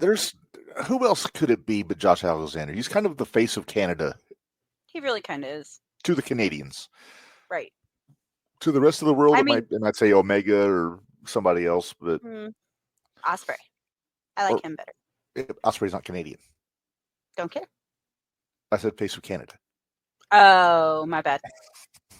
Sorry. Josh, even though he's on the fast track to being one of the ruined in AEW, damn, he's a good wrestler. He is, and it's a bummer. Shadow Play, are you still there? I hope he was there for the interview. Yeah. Well, I know he was there for part of it, so I hope he's still there. He hasn't said anything lately, so I don't know if he's still there. All right. Let's go to Judy's. Since I accidentally made you go first, I'll go first on this one. Okay. She lost on Saturday. I kind of need to change mine to 4 code Judy's, because I thought you were going with the other half. So. Do you want to just put the whole match in your Judy hood? Yep. You can. That's fine. I just don't. You don't have to find. No, don't find the picture. Don't worry about the picture. Just everybody knows who they are. So. Yeah. Well, anyway, my Judy, she lost on Saturday at Backlash, but she cut maybe the perfect heel promo on Monday on Raw. She cut a real good promo last night. But I'm going with the man, Becky Lynch. There she is. Look how serious she looks there. Yep, she got her serious face on. It's been a minute since we've seen her look like that. I'm very curious what she meant by saying she's going to show the whole women's locker room what it means to be held down by the man. Right? We're going to get a lot of that "Don't Work for Me" brothers backstage and segments with Pierce. Maybe. Poor Pierce. I love Pierce. He's awesome. We'll talk about him in a bit too. All right. Well, Minderz, your Judy, por favor. Well, I went from having 2 to having 4. Uh-huh. And I'm picking all the girls from last night's main event. All right. And originally it was just Roxy and Julia. Right. Originally. Yep. And then, but that was when you told me you were going. I thought you were going the other half. I was going to go Rhea and Io until I went back and watched Becky's promo again this afternoon. I was like, I got to give it to Becky. Okay. But that tag match was so good, though. There you go. Yep. AJ, my good hoot is Cross for getting himself over enough to sell the most T-shirts despite having no TV time. My good Judy is Roxanne for not eating the pin. Hey, something I liked about that tag match, and we'll get into more of Raw later, but the finish when Roxy hit the crossbody on Julia, it would have been very easy for it to look like Julia just like wandered into the spot, like because that's where the spot was. Rhea pushed her. Yes, she did. That was probably one of my favorite parts of it. Yeah. So. Like, oh shit. Oh girl, hi. All right, so then but I will sing the praises of Io Sky until the cows come home for how good she is. That was so good last night. Really, all four of those girls, I like it. And you know what? If we get Julia and Roxy in a tag going against Liv and Raquel, I think they split the team up. I think Julia's going to go on her own. I guess there was some backstage during the post show. I guess Julia said the team was done. No. Which makes me wonder if they're going to turn Julia babyface. Maybe with Roxy. She's already with Roxy. Oh, go against Roxy. Gotcha. But let them get each other over. Gotcha. What was I saying? Stooge. No, before we get to Stooge, I was talking about EO. That's one of the things I disagree with Jim Cornette about, is his take on EO Sky. Oh, I do too. He's a little off. I think he thinks he's talking about Riho. He may, because I mean, they're kind of the same size. EO doesn't look like a little girl in a schoolgirl costume with a balloon in her hand. Not as much. No. I mean, she still looks like a pretty little girl. Yeah, but she's not like a schoolgirl. She looks like a small lady. Mm-hmm. But damn, she's good. Yeah. Anyway, so I just wanted to get that off my chest there. Sorry, corny, but I got to disagree there. Well, I don't agree with most of what he says about the women's. I take that back. I agree with some of it. I don't agree with all of it. How's that? He has some wide takes that he does. It takes a little bit of selling to get me to buy into. All right, let's go on to Stooge. And this took a minute. We had to think about this one a little bit. I actually sent you a message. I said, "Did Hogan do anything stupid this week?" When I was trying to think of a Stooge. I'm sure he probably did. But I didn't find where it was put all over Facebook or anything. So no. Did you find the post about our Stooge that you sent to us earlier? Oh, I can pull it up. That won't be a problem at all. Okay, go ahead and look for that. I'm going to first off, my original Stooge that I was going to go with was R-Truth, but Minderz. I said no. As you said he's a national treasure and he is not to be stooged. He cannot be stooged. They dropped the ball on that post show. Oh, they so did. Number one, they should have saved that for In the Ring on television. Mm-hmm. Number two, they shouldn't have done a table spot. They should have just had Cena just break his heart. Either say something horrible to him or slap him. Well, did you watch it? Yeah. You watched it like how it all, and he said, "Don't say another word." Yeah, and then he started talking again. And they started talking, and Cena's okay. But why do a wrestling move through a table? Why do a wrestling move through a table? Though? Punch him, slap him. Because they were done with the interview. They didn't want to do any more interviews. Well, no, they could. They talked about this on Busted Open, and Bully had a great idea that could have made this work without having to do with a table spot because he thought that was unnecessary. Plus, it seemed underwhelming too, by the way. But he said he should have just pushed Truth into that backdrop and have it just fall down around him, and then Cena walk away. No, that's true too. Less is more sometimes, Minderz. Well, I understand that. I do understand that. All right, but anyway, we do have a proper Stooge or Stooges, depending on how you look at it. Do you have that ready to go? How long? I'm looking to see how long this is. If I want to read the whole thing, it's fairly lengthy, but I don't know how it is. It is, and I pulled it from Yahoo Sports. So I'm going to go back and just read it from what they put on the official Cult of Cornette. Okay. Well. Anyway, our Stooge. I'll just say our Stooge is GCW, and this is going back to WrestleMania weekend. Yes. And it is timely considering. You and I had a lot to say about this match anyway. Yeah, we were not fans of this match. No. And I don't want to talk bad about the guy because we just lost him this week, but it's surrounding Sabu's last match. Well, in all honesty, I didn't think he should have been doing it in the first place, but I respect Sabu enough to say that I don't think this should have been it. But yeah, Janelle's a weird choice for his last match. You would have thought it'd be someone like Van Dam or somebody. Taz can't wrestle anymore. Taz is on the no-touch list. Sandman? Maybe Sandman. Yeah, but Sandman helped him, so the Sandman was there. Dreamer? Sure, why not? I mean, he didn't really have a feud with Dreamer. No. Which, by the way, that'll come up later. But anyway, go ahead and read what you got there about this situation, Minderz. Okay, so this is what they put up on the official Cult of Cornette page. And they said they pulled the source from sportsyahoo.com, wrestling Sabu was Sabu until the very end. I will say Sabu can be stubborn. Yeah. Just as a preface, but go on. So Joey Janela stated, Jelly Nutella. We are an hour into the show, and I said, just get Sabu here. Janela continued. So they gave him something called Kratom. You can buy it at a smoke shop or something. It's like a legal opiate or something. They said he's hopping on the bed. He's hopping off the bed, and we're going to get him to the show. He shows up 2 hours into the show. Sabu was on a different effing planet. Everyone in the backstage was like, what the fuck? Is this match going to happen? And my God, did it happen? And then, what do you mean Sabu can't walk? They said, yeah, Sabu... something with his knee, they're locked up, he can't walk, and his feet are bleeding. He's not coming. Sabu's not coming, I said. Sabu's fucked. So we talked to indie wrestler Matt Tremont, and Tremont is about to be the replacement for the match. And I feel like this is going to be the most embarrassing moment of my wrestling career. There's 2,000 people here. This is one of the biggest spring breaks ever, the biggest crowd Mania weekend indie-wise.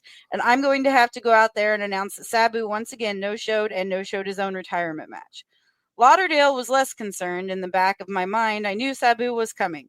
He said, I never once worried if we didn't hear from Sabu, then I would be worried.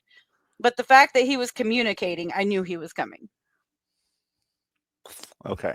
So they hyped him up on drugs. Yeah.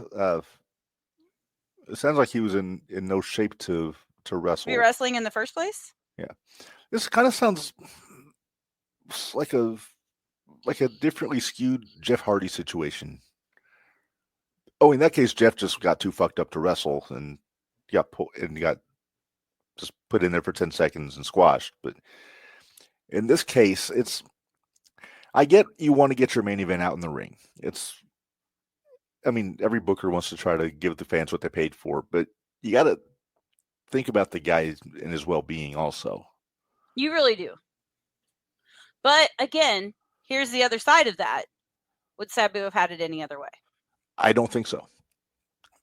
And that's how, I'm not going to say I'm justifying it, but that's how I'm trying to look at it from that perspective. Would he have wanted it any other way? Another way to look at it, another angle here, also, Fonzie was there.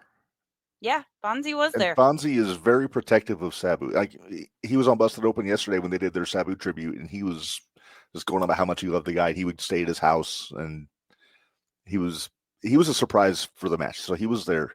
So we're just going off of what we read on the post online. Yeah. Right. So we're, and of course, there's two sides to every story. This is all alleged. This is all alleged.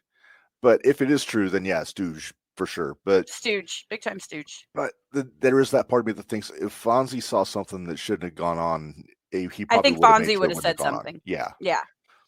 Because Fonzie's respected by everybody. He is. So I would. Well, we love Fonzie. What? We love Fonzie. We do love Fonzie.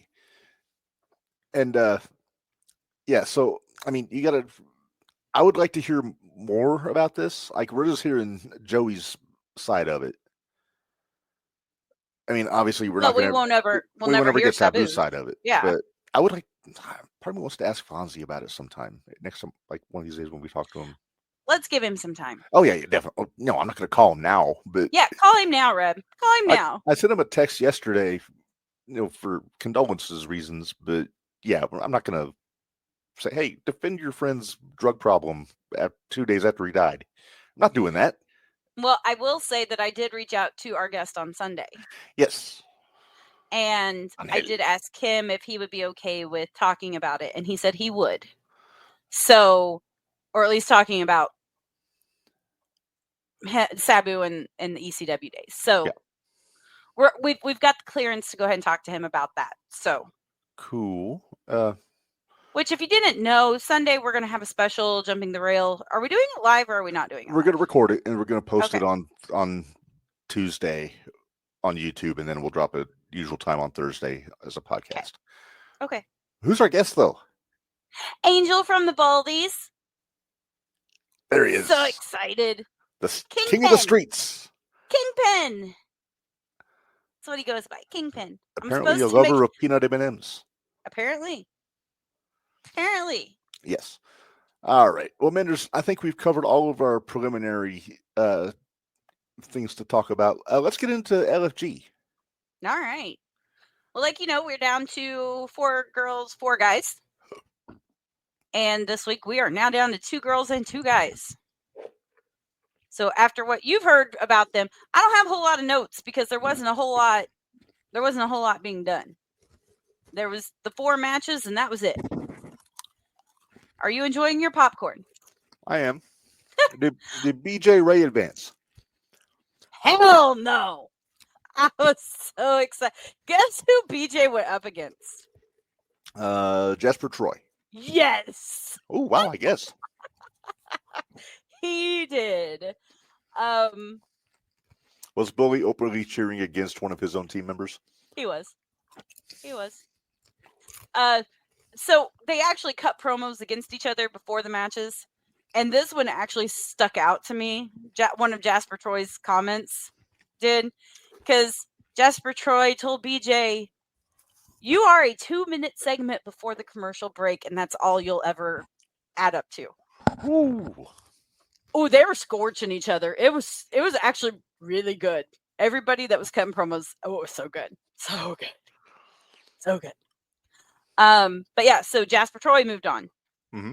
I kind of expected that. And Jasper was on Taker's team. Booker's team. Booker's team. Yes. The Booker team. Yep. We had Danny versus Tyra.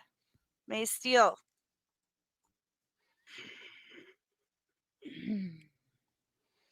Mm-hmm. Boy. Just gonna put that up there. That's not a good sign. That's not a good sign. Danny did not move on. Tyra actually tapped a Hell's Gate. Oh. So, well, Danny's the one that asked Taker for permission. Right. So she's the cheerleader. She's the cheerleader. But Tyra, they gave it to Tyra. So, and the way they did it was since they had like, so like we had Danny and Tyra. So we had Mickey's team and we had Tyra's team, or Undertaker's team. Mm-hmm.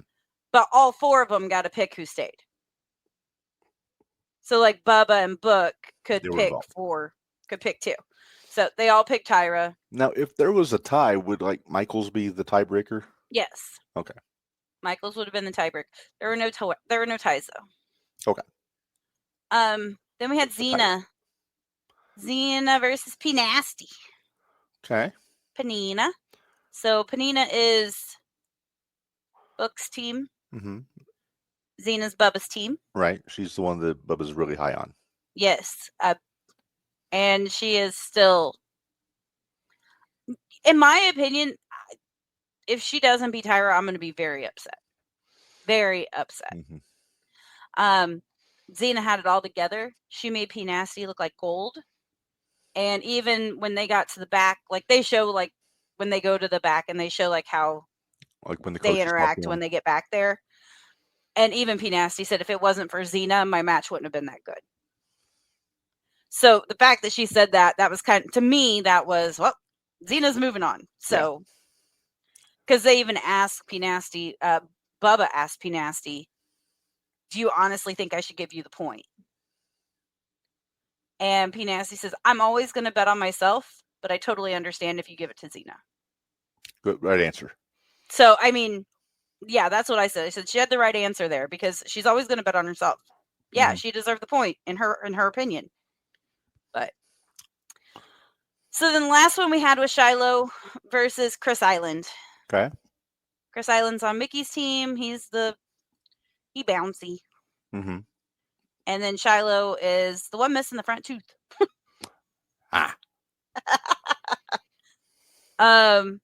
He's on Taker's team. I mean, this was a fine match. They did a good job. Shiloh did a great job. Chris, obviously, the way he's been the entire time, and said if it hadn't been for me, Shiloh wouldn't have looked as good as he did. But yet Shiloh's the one that Chris knocked out in the first match because he didn't do his kick right. Right. Literally knocked him out. So we are down. So points. I didn't even write down who has what points. Shiloh and Sean. Yeah, they're all in developmental. They're signed to WWE developmental. They're all in developmental. Yeah. That's the winner here gets an NXT contract. Right. Shiloh got the point and Xena got the point for the week. So we are down to, it will be Shiloh versus Jasper Troy Mhm. and Xena versus Tyra. And they will be at Madison Square Garden. Is that for on an episode of NXT? I think it's just, I'm not sure what it is because I don't think so, unless there's something coming It'll up be this probably be in weekend. the theater, I would imagine, not in the. Yeah. Yeah, I think it is in the theater. But so we're Okay. down to two for Taker, one for Bubba, and one for Booker. Mickey's out. Literally, she's done after this season. Well, Danny and Chris Island were her too. Right. So they're both out. Yeah. So I think I'm guessing I'm not gonna pick because I haven't been watching. So you pick. Who do you think should be the two that win? Jasper, Troy, and Xena. Okay, that's kind of what I thought you would say, but And actually, the one I have I actually am having a problem picking between the guys. Because Shiloh's really good and Jasper's really good. The women for me is a no-brainer. Yeah. Because just watching Xena in the ring, and also knowing her work ethic too, from what everybody says. And Tyra just, do you think she's phoning it in, like just riding on her gold medal? I think she is. Like, that's the way I kind of feel about it. And it's just that Danny's just a little cheerleader, and that was all she did. Athletic, but she's athletic and she could go, but she there needs was more nothing seasoning. that was memorable. But yeah, and she actually, how is it, Mickey? She needed to be roughed up around the edges. Like, it was too clean, it was too perfect, it was too. So they were trying to rough her up. Yeah. But I'm so glad BJ's gone.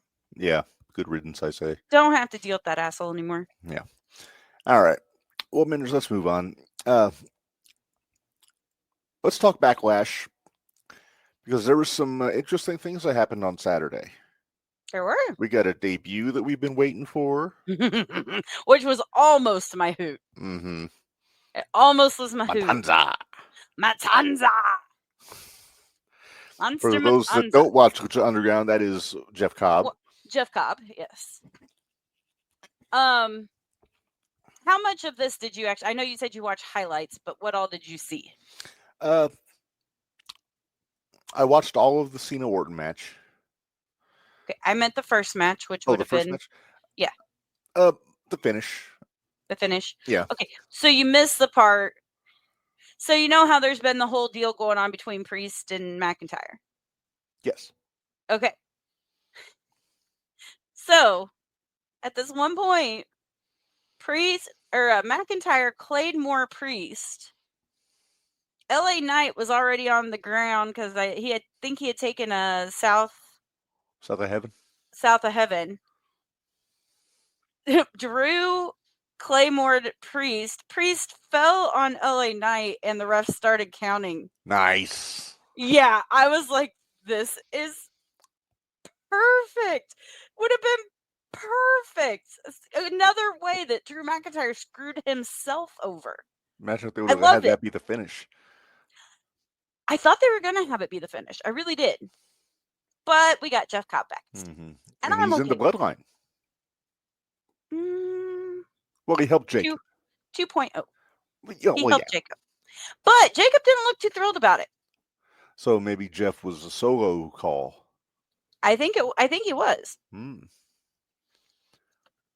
So once Jacob goes babyface, then Cobb's going to slide into that Fatu role in the group. Yeah.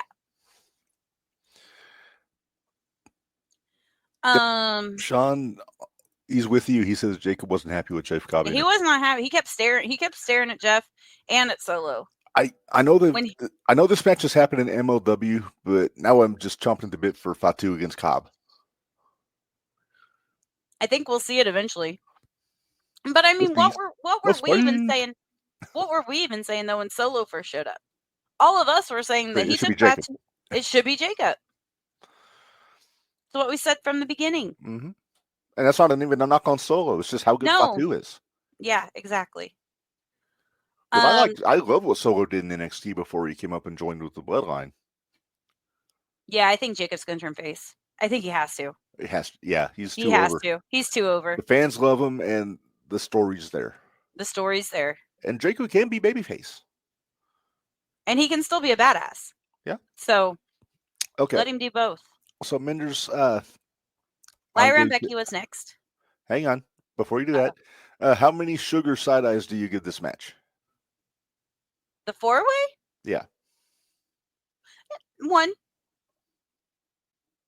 Just one? I liked it. It was a good match. I Okay. liked it a lot. I will echo. I will give 1 sad with go. Okay. Which means, allow us to explain, the least amount you get, the better your match. So if you get like 5 side eyes, it was a really bad match. What are you trying to do? Are you I'm trying to copy make the out? face. Are I'm you trying to trying to copy make the out with face. There. Nope, down. Put your eyebrows down. There you go. There you I'm go. ridiculous. Okay. Yeah, you kinda are. Okay. Next up, Oh, Lyra and Becky. Lyra and Becky. Lyra must have got the memo that we hate the feathers in her hair. She did not have feathers in her hair this time. Okay. And it was nice because you didn't see them flying all over the damn place. Yeah, that's true. And maybe that was the message. Like, hey, we don't want to keep cleaning feathers up in the ring every match. Right. Maybe. But I don't like her wings. I know that's her gimmick. I don't like her wings. But in my opinion, watching this match, I will only give her 2 side eye sugars. So she only has 2 this time. Oh. It wasn't a terrible match. It was about average. I would give it a little bit above average. Just because, like I said, it was a good match. I liked the finish where she rolled like it was a quick pin on Becky. Do you like the fact that sugar's covering your face? Is that what's going on? Oh, sorry. Oh, you didn't like it. What? You didn't like it? No, I hit the wrong thing there. Oh. Sean, I was not shocked that Lyra won, honestly. I was a little surprised. I had picked Becky to win this. I don't think they're done with the Becky Lyra story. No. And I think that's good because I think Lyra needs to work with Becky because in all I agree. honesty, this is the best I've seen Lyra. Yeah, Becky's the best thing for Lyra. She's starting to find what she is missing. She's getting her balls back. She is. Well, and she's just starting to find that character that she's missing. Yes. Or that little intangible that she hasn't had. Right. She's starting to find it. So I'm okay with it. After this, we had... I think it was Dom, right? Dom and Penta? Yes.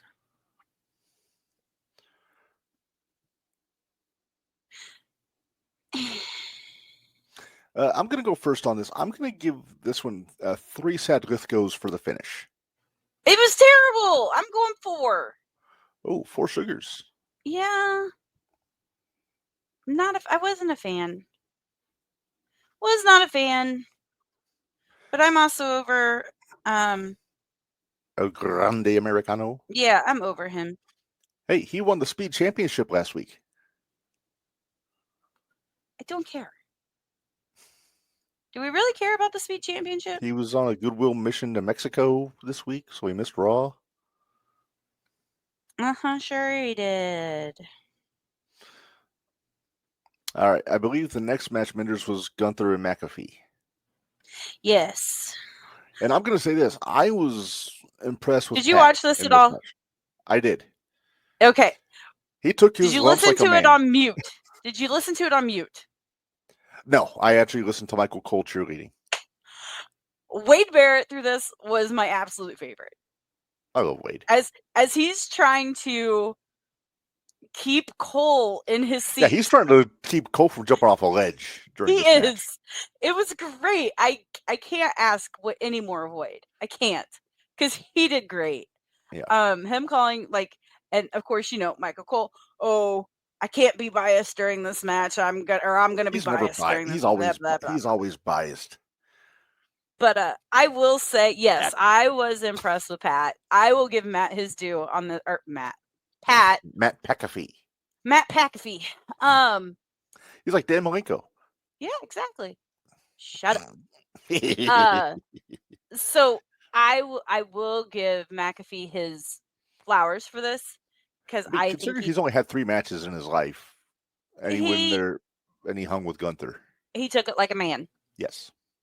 There were a few times that, like, I was kind of wanting to see Gunther give Michael Cole a powerbomb. Not gonna lie, I was hoping. It should be pointed out, Pat did not tap out. He got choked out. He got choked out. So, but Gunther at the end did do the little bow to Pat, showed him some respect. So, yep. I would give this one. I'm going to give it 2 Lithgows because of Cole interfering in the match. I'm going to do 3 because of Cole interfering in the match. I mean, not that I didn't expect it, but see, I guess the way I look at this is 3 side eyes is kind of average. It's an average match. Okay. It was average. Does Gunther get the title back? I don't think so. I don't think so. Not anytime soon. Nope. I would actually see him maybe getting drafted. I think he's going to SmackDown. Because eventually Cody's going to get the belt back off Cena, and then I want to see Cody and Gunther. Right. I still want Ilya to come. Did you see the sign for Ilya? I must have missed that. Oh, there was a sign for Ilya. It said, "Please come back." Oh, I can't wait for Ilya to come back. Oh, I forgot. He does have a rematch. He has a rematch. I don't think he's going to win, though. I don't think he is either. I honestly think more time on Uso. Well, I think Seth's going to cause a problem with that. Yeah, I think Rollins is the one that's going to beat Jay. Mm-hmm. Then Punk's going to beat Rollins. Or Braun. Won't be Braun. Braun's the enforcer at this point. He's just there to soften up Jay for Seth.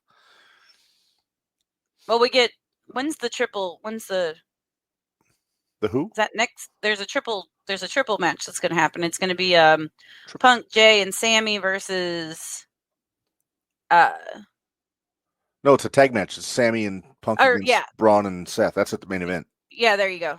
That's it. Hey, that's a Saturday night main event, isn't it? Yes, I want to show you something also that I came across on my social media scouring earlier before my nap this afternoon.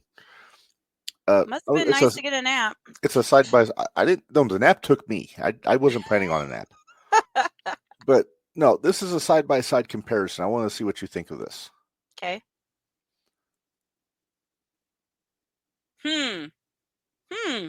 Foreshadowing, perhaps. Perhaps. Although I think Sammy would be an idiot, but I see what you're saying. I think if he's going to hit anybody with the chair, it's going to be Jay, if he ever does decide to turn heel, because that's where the story is. Mm-hmm. It's not so much a Punk. No. Although, if he turned on Jay to join up with Seth, then you get the story of Punk. Paul's face, though, when Punk came out. Oh, he was so scared. He was so scared last night. All right. Anyway, let's back to Backlash. All right. Cena and Orton. It was so good till the end. Just for the sheer amount of fuckery, and I'm not talking about who was involved, because you're gonna talk about that here in a minute. I got to give this 4 sad Lithgows just for the fuckery. It looks like you're in line with the 4 Lithgows. Let's see. Better? Good enough. Okay. All right. The match itself they can't have a bad match. Those two. Look, I'm going to disagree with you. I would have given it only 1 side eye, but since the fuckery at the end, I'm going to give it 2. Okay. Because then again, Cena and Orton always have such good matches. They're always good matches. Quit petting Sugar. She always looks so terrible. Although here's my impression of how it would be if Sugar was here. Yeah, basically, it would be. Yeah. It wasn't that she didn't like guys, period. Trust me. She didn't like guys, period. Trust me. But yeah, I was so wanting Orton to hit the Punk kick. He's gonna hit that eventually. And it's gonna be great when it happens. I'm hoping it's Nick. Maybe that gets Nick into the ring. Because Nick said he might do one, but he doesn't want to do a run. He said that on social media. Sean asked, when does Cena lose a title? At the Christmas Madison Square Garden show. Exactly. His last appearance. To Cody. And then afterwards, he beats up The Rock and gets to leave as a babyface. Yes. Or beats up somebody. Travis Scott, for all I care. Oh, please do. Give that boy his receipt for Cody. Good Lord. No, anyway, so during this, we got 2 refs that ended up coming out because both of them took a bump. Mm-hmm. We got, although I think maybe part of my favorite was when Randy took a sip of the Prime hydration station. And recoiled. I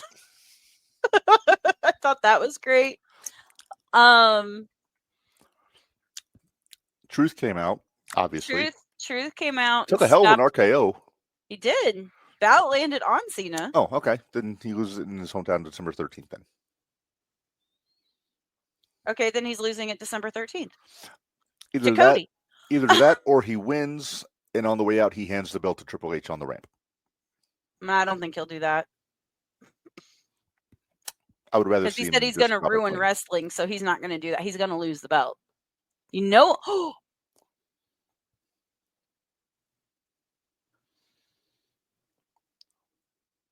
Did a light bulb go off in your head, Minderz? Well, you and I have both noticed how are you teasing yourself with a good time? Maybe.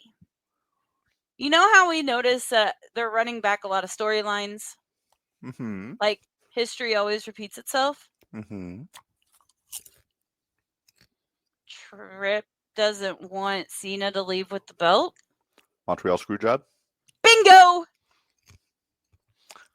I'm not sure how it would work. I don't think it'd get the same reaction. Think about it. You saw the Montreal Screwjob. That place was going to explode. There was damn near a riot. There would not be a riot if they screwed over Cena. But kayfabe doesn't exist the way it did then. Tell me I'm wrong. I feel like if they tried it, it'd just go over like a fart in church. I don't know. Everybody went crazy whenever Cena turned on Cody. I don't know if they couldn't figure something out. I think it hurts Cody if there's a screw job. He needs to win it clean. Then maybe they need a transitional champion. Oh, what if it's Truth?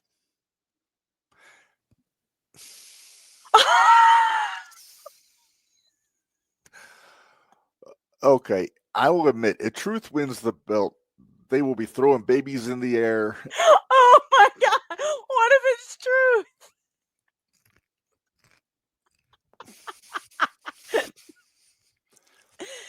Cody wins Money in the Bank. Minderz. Cody wins Money in the Bank. Truth beats Cena. Cody cashes in on Truth. There you go. That's how you get it there. Homelander Cody. You know what it would? Yeah, because then he's beating up the baby face. He can turn heel. Face. The national treasure. Mm-hmm. That's how we get Homelander Cody. Book it, Tripp, book it. Let's see that on WWE Booking Room Fiasco, whatever that show's going to be called. Oh, I forget what it's called. I'm not going to watch it anyway, but I don't want to watch the sausage get made. I know how the sausage is made, but I want to watch it. You ever watch sausage get made? It's gross. No, I don't want to. No, if it's a storyline that they've already done and we already know how it ends, I'm fine with it. But if it's one that they currently have I don't want to hear about it. So, all right. So that was Backlash. Backlash. Let's move on to Raw. And then the after part, and then the post show where Triple H is out there. He's talking about how great the show was. See, now he uses great, but he doesn't use great near as much as Tony does. Right. And he sounds like an adult when he says it. Right. Well, and John shows up. Cena shows up. He makes a statement how he apologizes that maybe he should be more attainable to the press. Kind of was his, a little bit more understanding. Because Naomi hates Jade. It's that easy. Sorry, Sean. Sean wants to know why did Naomi cost Jade another match? Because she can. Because she can. She'll keep doing so Jade doesn't let her. Yep. Till Jade puts her in the hospital is basically what that's going to boil down to. After Naomi wins Money in the Bank and beats Tiffany. Yep. Anyway, so Cena goes out there, he's talking, and then you hear in the hallway, "Where's he at? Where's he at?" And then Truth runs in and says, "I always believed in you, John Cena. You know, you're my childhood hero." Blah, blah, blah, blah. He's like, "And what those people say out there, you can wrestle." And Cena stands up, looks at him and says, "Don't you say another word or there will be repercussions." Called him Ron, too. He did. I was like, oh, crap. He used shoot name. Oh, crap. He sunned him. Yeah. And then he says, "Well," and as soon as he did that, John Cena flips him up, AA through the table. John walks out. They're done. That's why it would have been more effective if he would just slugged him and then walked out. We'll see how it works. But, all right, now we can move on. Now what do you want to move on to? Well, let's talk Raw. I missed bits and pieces of Raw, I'll be honest. Okay. Well, but I caught the beginning. Okay. And I caught the end. Beginning. Okay. So let's talk beginning. Okay.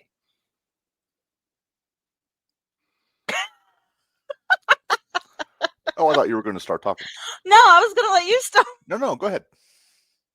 Well, let's see. I'm trying to remember what happened at first. Was it Seth came out? No, Punk came out. Said he was angry at himself. Yep. Then he ran it back to when Paulie cost him the Money in the Bank match in 2013. Yep. And then Paul interrupted him, marching with a purpose, by the way. Oh, yeah.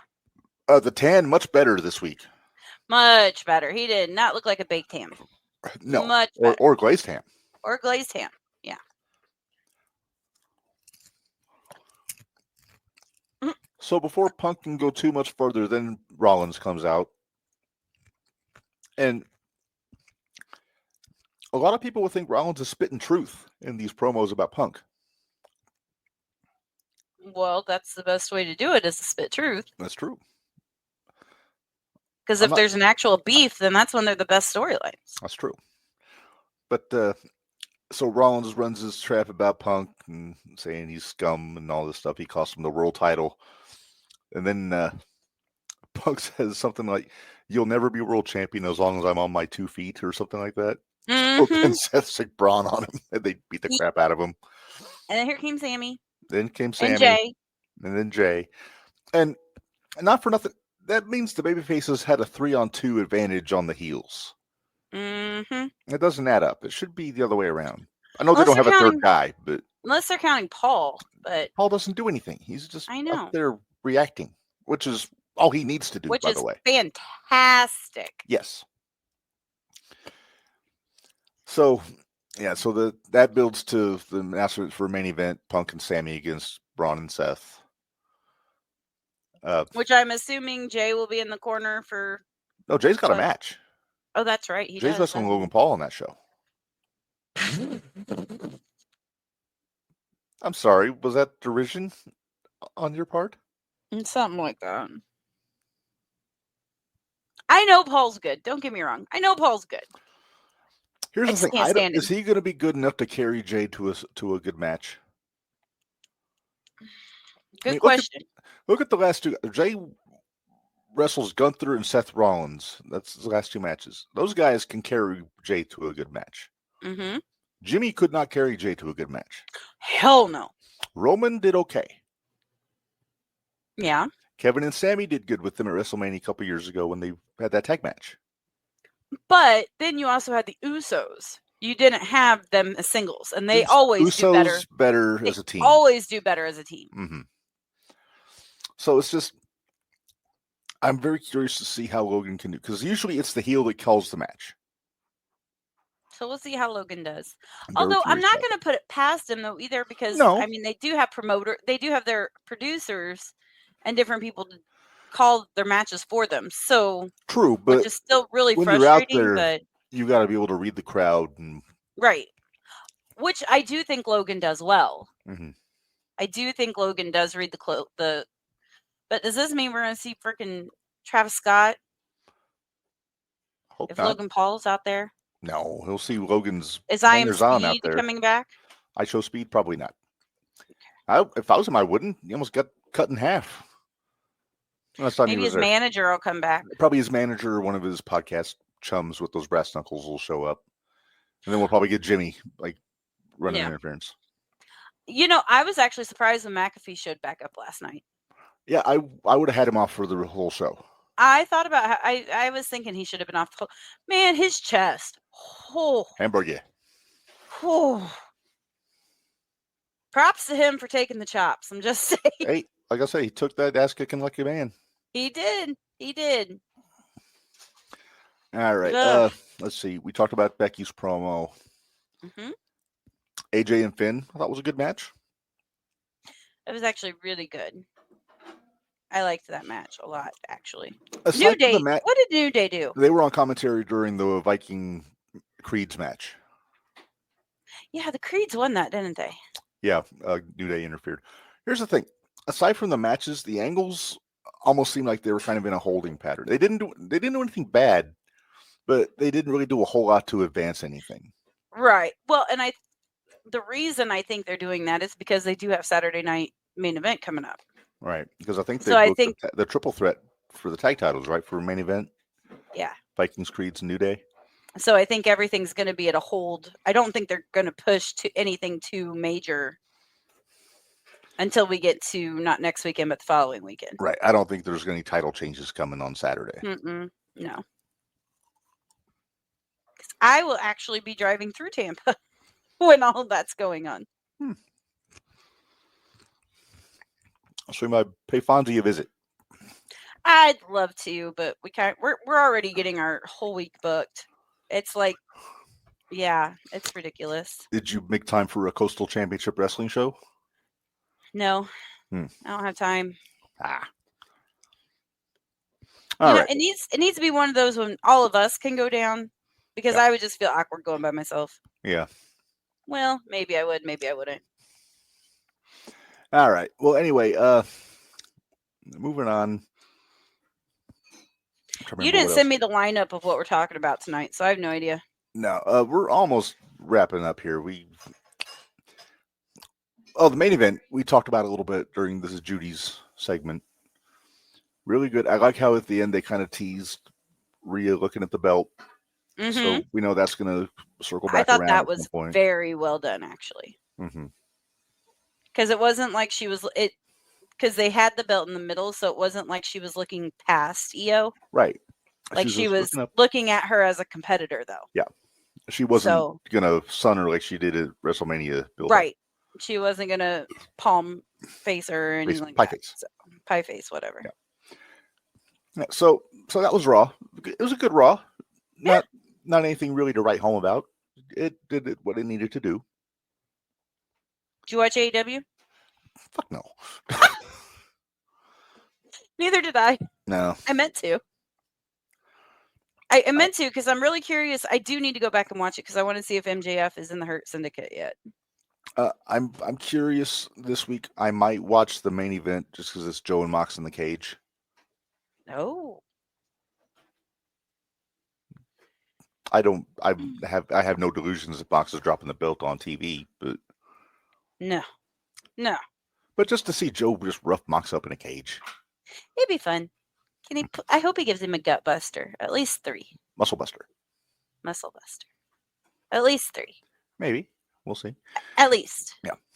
And now it's just a matter of figuring out just how the Death Riders are going to interfere in the match. Because they're going to.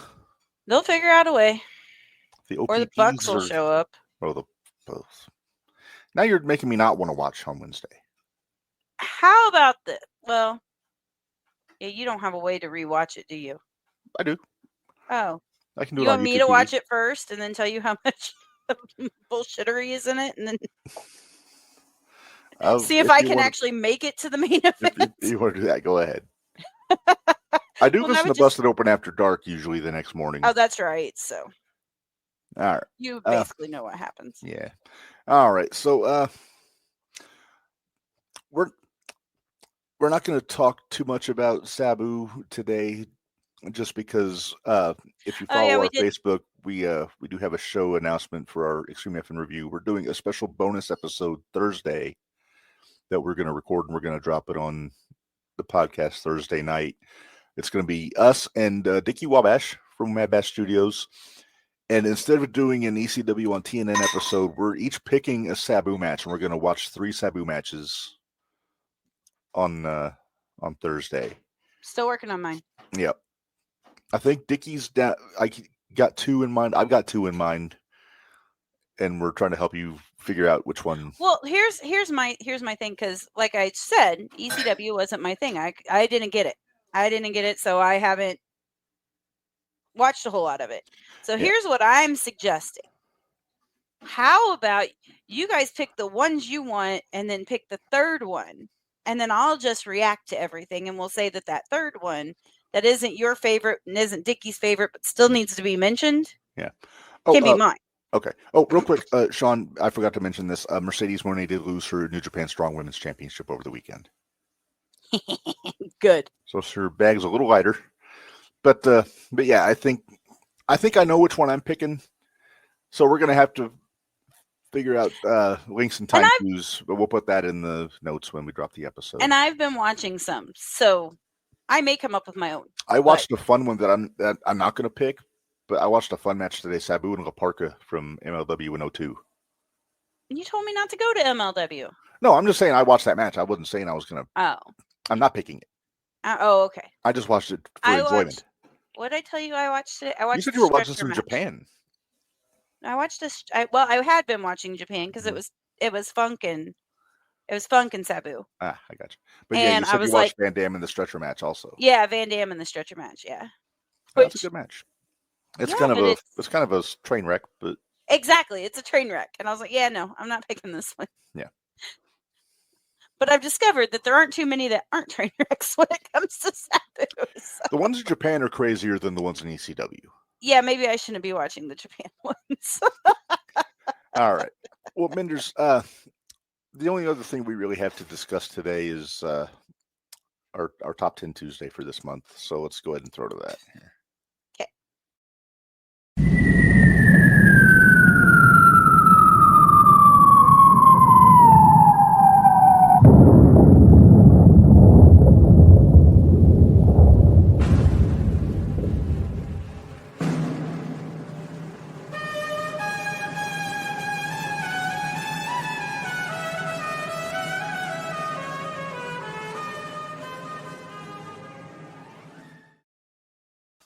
All right. It is time for Top 10 Tuesday. There we go.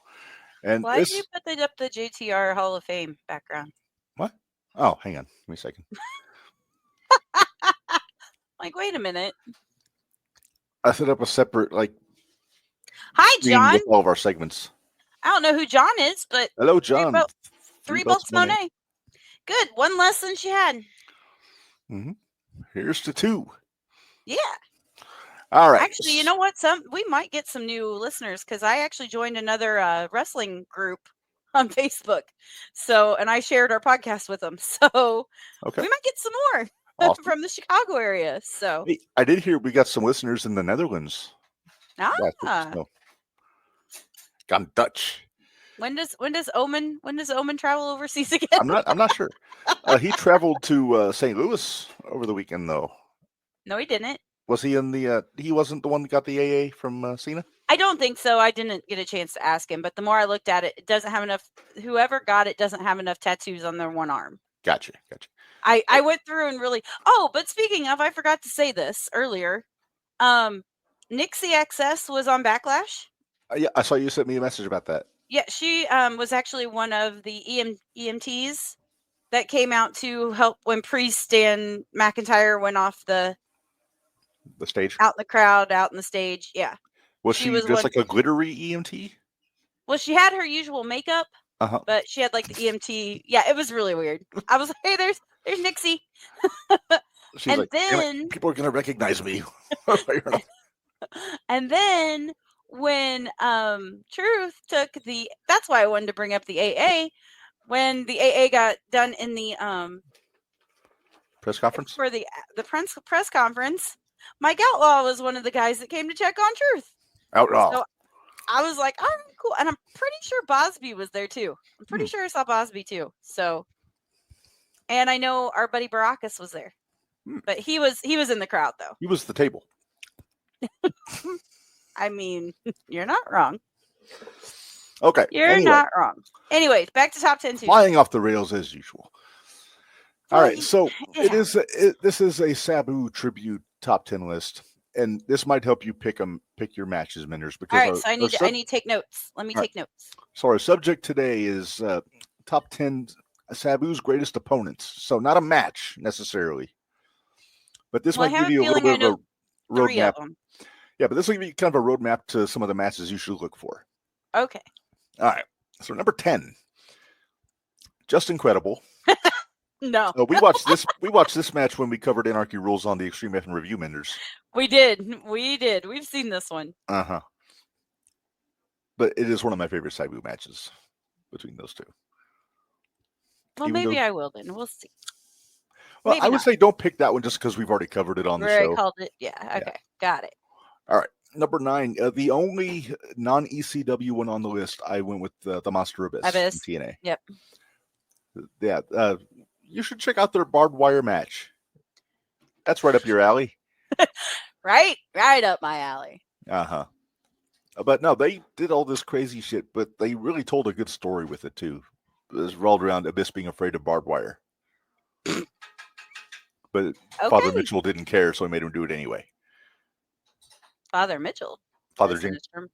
Sinister Minister. Sinister Minister. Apparently Joe Cazana's buddy. It's that guy. It's that guy right now. That guy. Right now he's that guy. Right now he's that guy. All right. Number 8. And I only put him this low because he only had a handful of matches with Sabu, but Cactus Jack. Okay. I was watching one of those over in Japan. I'm pretty sure. I love the first match that they had together, which is this one in the picture from Hostile City Showdown in '94, which was Cactus's ECW debut. And it was purely for attraction, just to see who was the craziest, and Sabu wound up winning that match.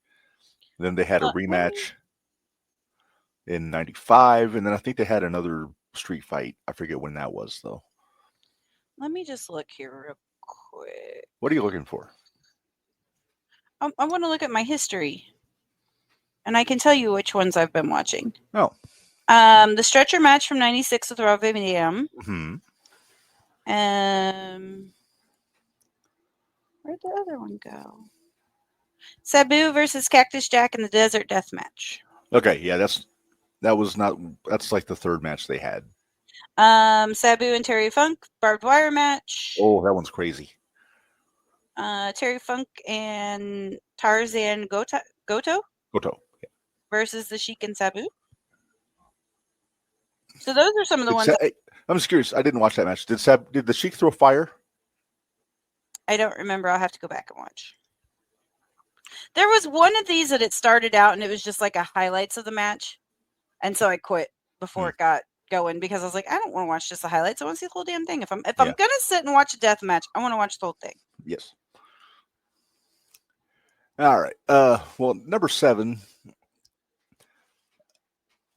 For rivalry, he should have been higher. But for matches, I've got him at number 7. And that's franchise Shane Douglas. These two, along with Funk, invented the three-way dance in ECW. You know And- what? I might take a look at those. You should. There's one is the night the line was crossed in 1994. That's like considered the classic one. And then So I'm not quite there on my other watch because Right. I'm in 93 right now. Yeah. And then Hardcore Heaven 97. The main event was Funk, Sabu, and Douglas in a 3-way. That you should check out. It's pretty good. 97. My third favorite ECW pay-per-view after Heatwave 97, Heatwave 98, and November to Remember 97. Don't forget, we've got another pay-per-view coming up too. Yeah, next month we're doing Hardcore Heaven 2000. 'Tis a juicy one. 'Tis a juicy one. I know what happens on that one. Uh-huh. All right, number 6. Some of my favorite matches were Sabu and Too Cold Scorpio in ECW. Because they would, I mean, Scorpio could do the flippy shit, then Sabu would just dive through things. So basically the same shit. But I think Scorpio did it smoother. No, I mean, that sounds about right. You know, we could do a who's whooping who of Sabu against Darby. Sabu. Especially since Darby's on Mount Everest right now. Well, especially since Darby only weighs 150 pounds soaking wet. That's true. And he is probably soaking wet in ice. Probably. AKA Flash Funk. But Yep. I prefer to think of him as Too Cold Scorpio. Though. We like him a lot more as Too Cold Scorpio. All right, number 5. And this is one I wish I could put higher. Terry Funk. No. I mean, you mentioned the barbed wire match. That's what this picture's from. Yep. Basically, it ended because they just got tied up into a giant ball of barbed wire. Because why not? And Sabu had to get 140 some odd stitches. Is that in the his one arm. where he taped his bicep? Is that the one where he taped his bicep Yep. back together? He taped his bicep up, and then in the back he put crazy glue on it to close up the wound because he hated needles. so Sounds like somebody else we know that we'll talk about tomorrow. That doesn't like needles. all right. Number 4, I was wrong. This is my other. Well, technically he's ECW because they did have a match in ECW, but in FMW, Sabu had a really good run with Hayabusa. Okay. He was one of the guys in the tag match at Heatwave.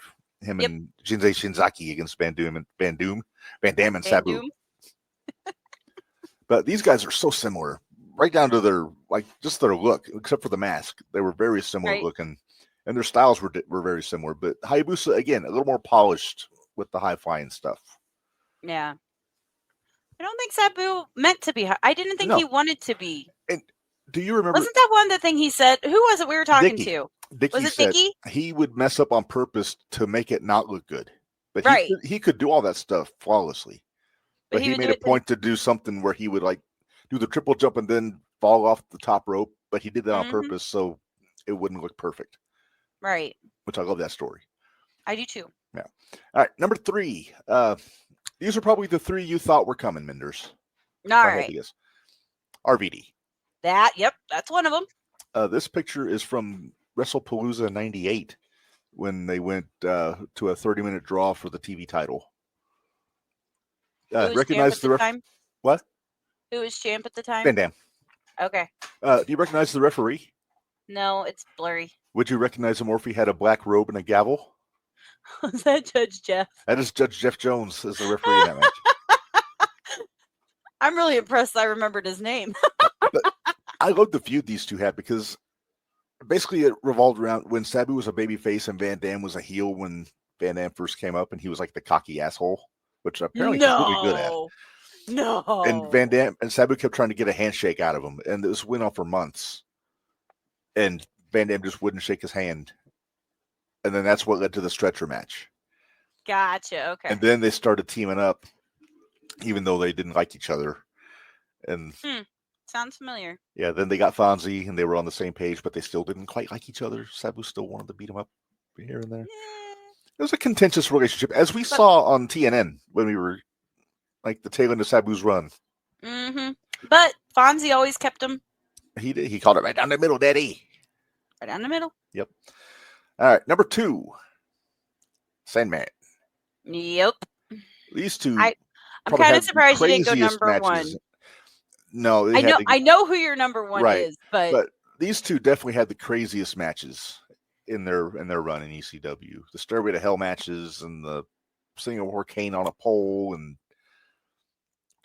just fights. It was ridiculous. And I like just fights. yeah, and Sandman apparently Sandman was on Busted Open yesterday. They had like Sandman and Fonzie and Taz on talking about Sabu. And Kind of glad Sandman I didn't watch. I probably would have been crying. might have been. Apparently Van Dam was supposed to be on, but I guess he couldn't do it. I mean, that's understandable. Yeah, but With Sandman, as much as they probably traveled together. oh yeah, they're like brothers. I mean, Van Dam trained under the Sheik. Yeah. So I mean, Yeah, so they were tight. They were really tight. But Sandman said that he wrestled Sabu more than anybody else in his career. I believe it.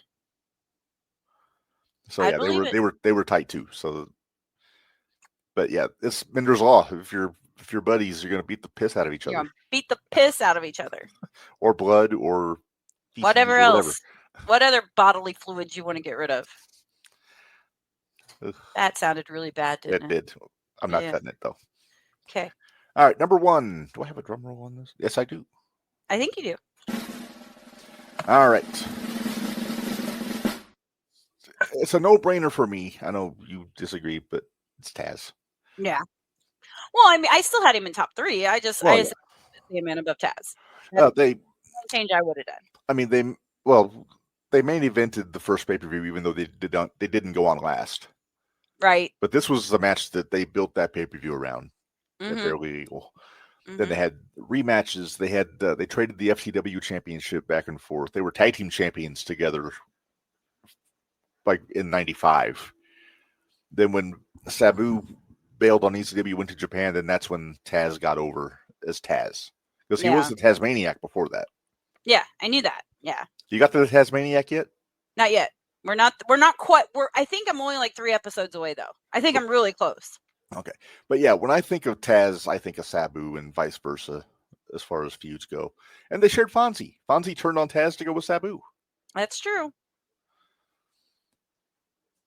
And Did you pick that match? I did not pick that match.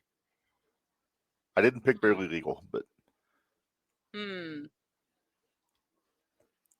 Maybe. think about it.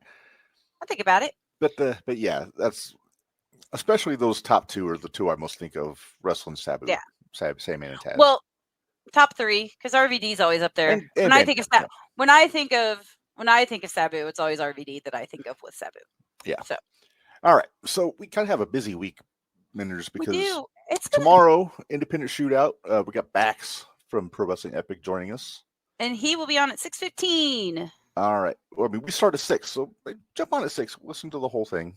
Watch the whole Well, yeah. show. Jump on at 6 because we got lots to talk about. Yeah, we got to talk War Games. We got to talk All Vermilion Wrestling, Signal 10, Hybrid. Iron Spirit Pro, Hybrid. Iron Spirit. There's a lot of shit going on last weekend.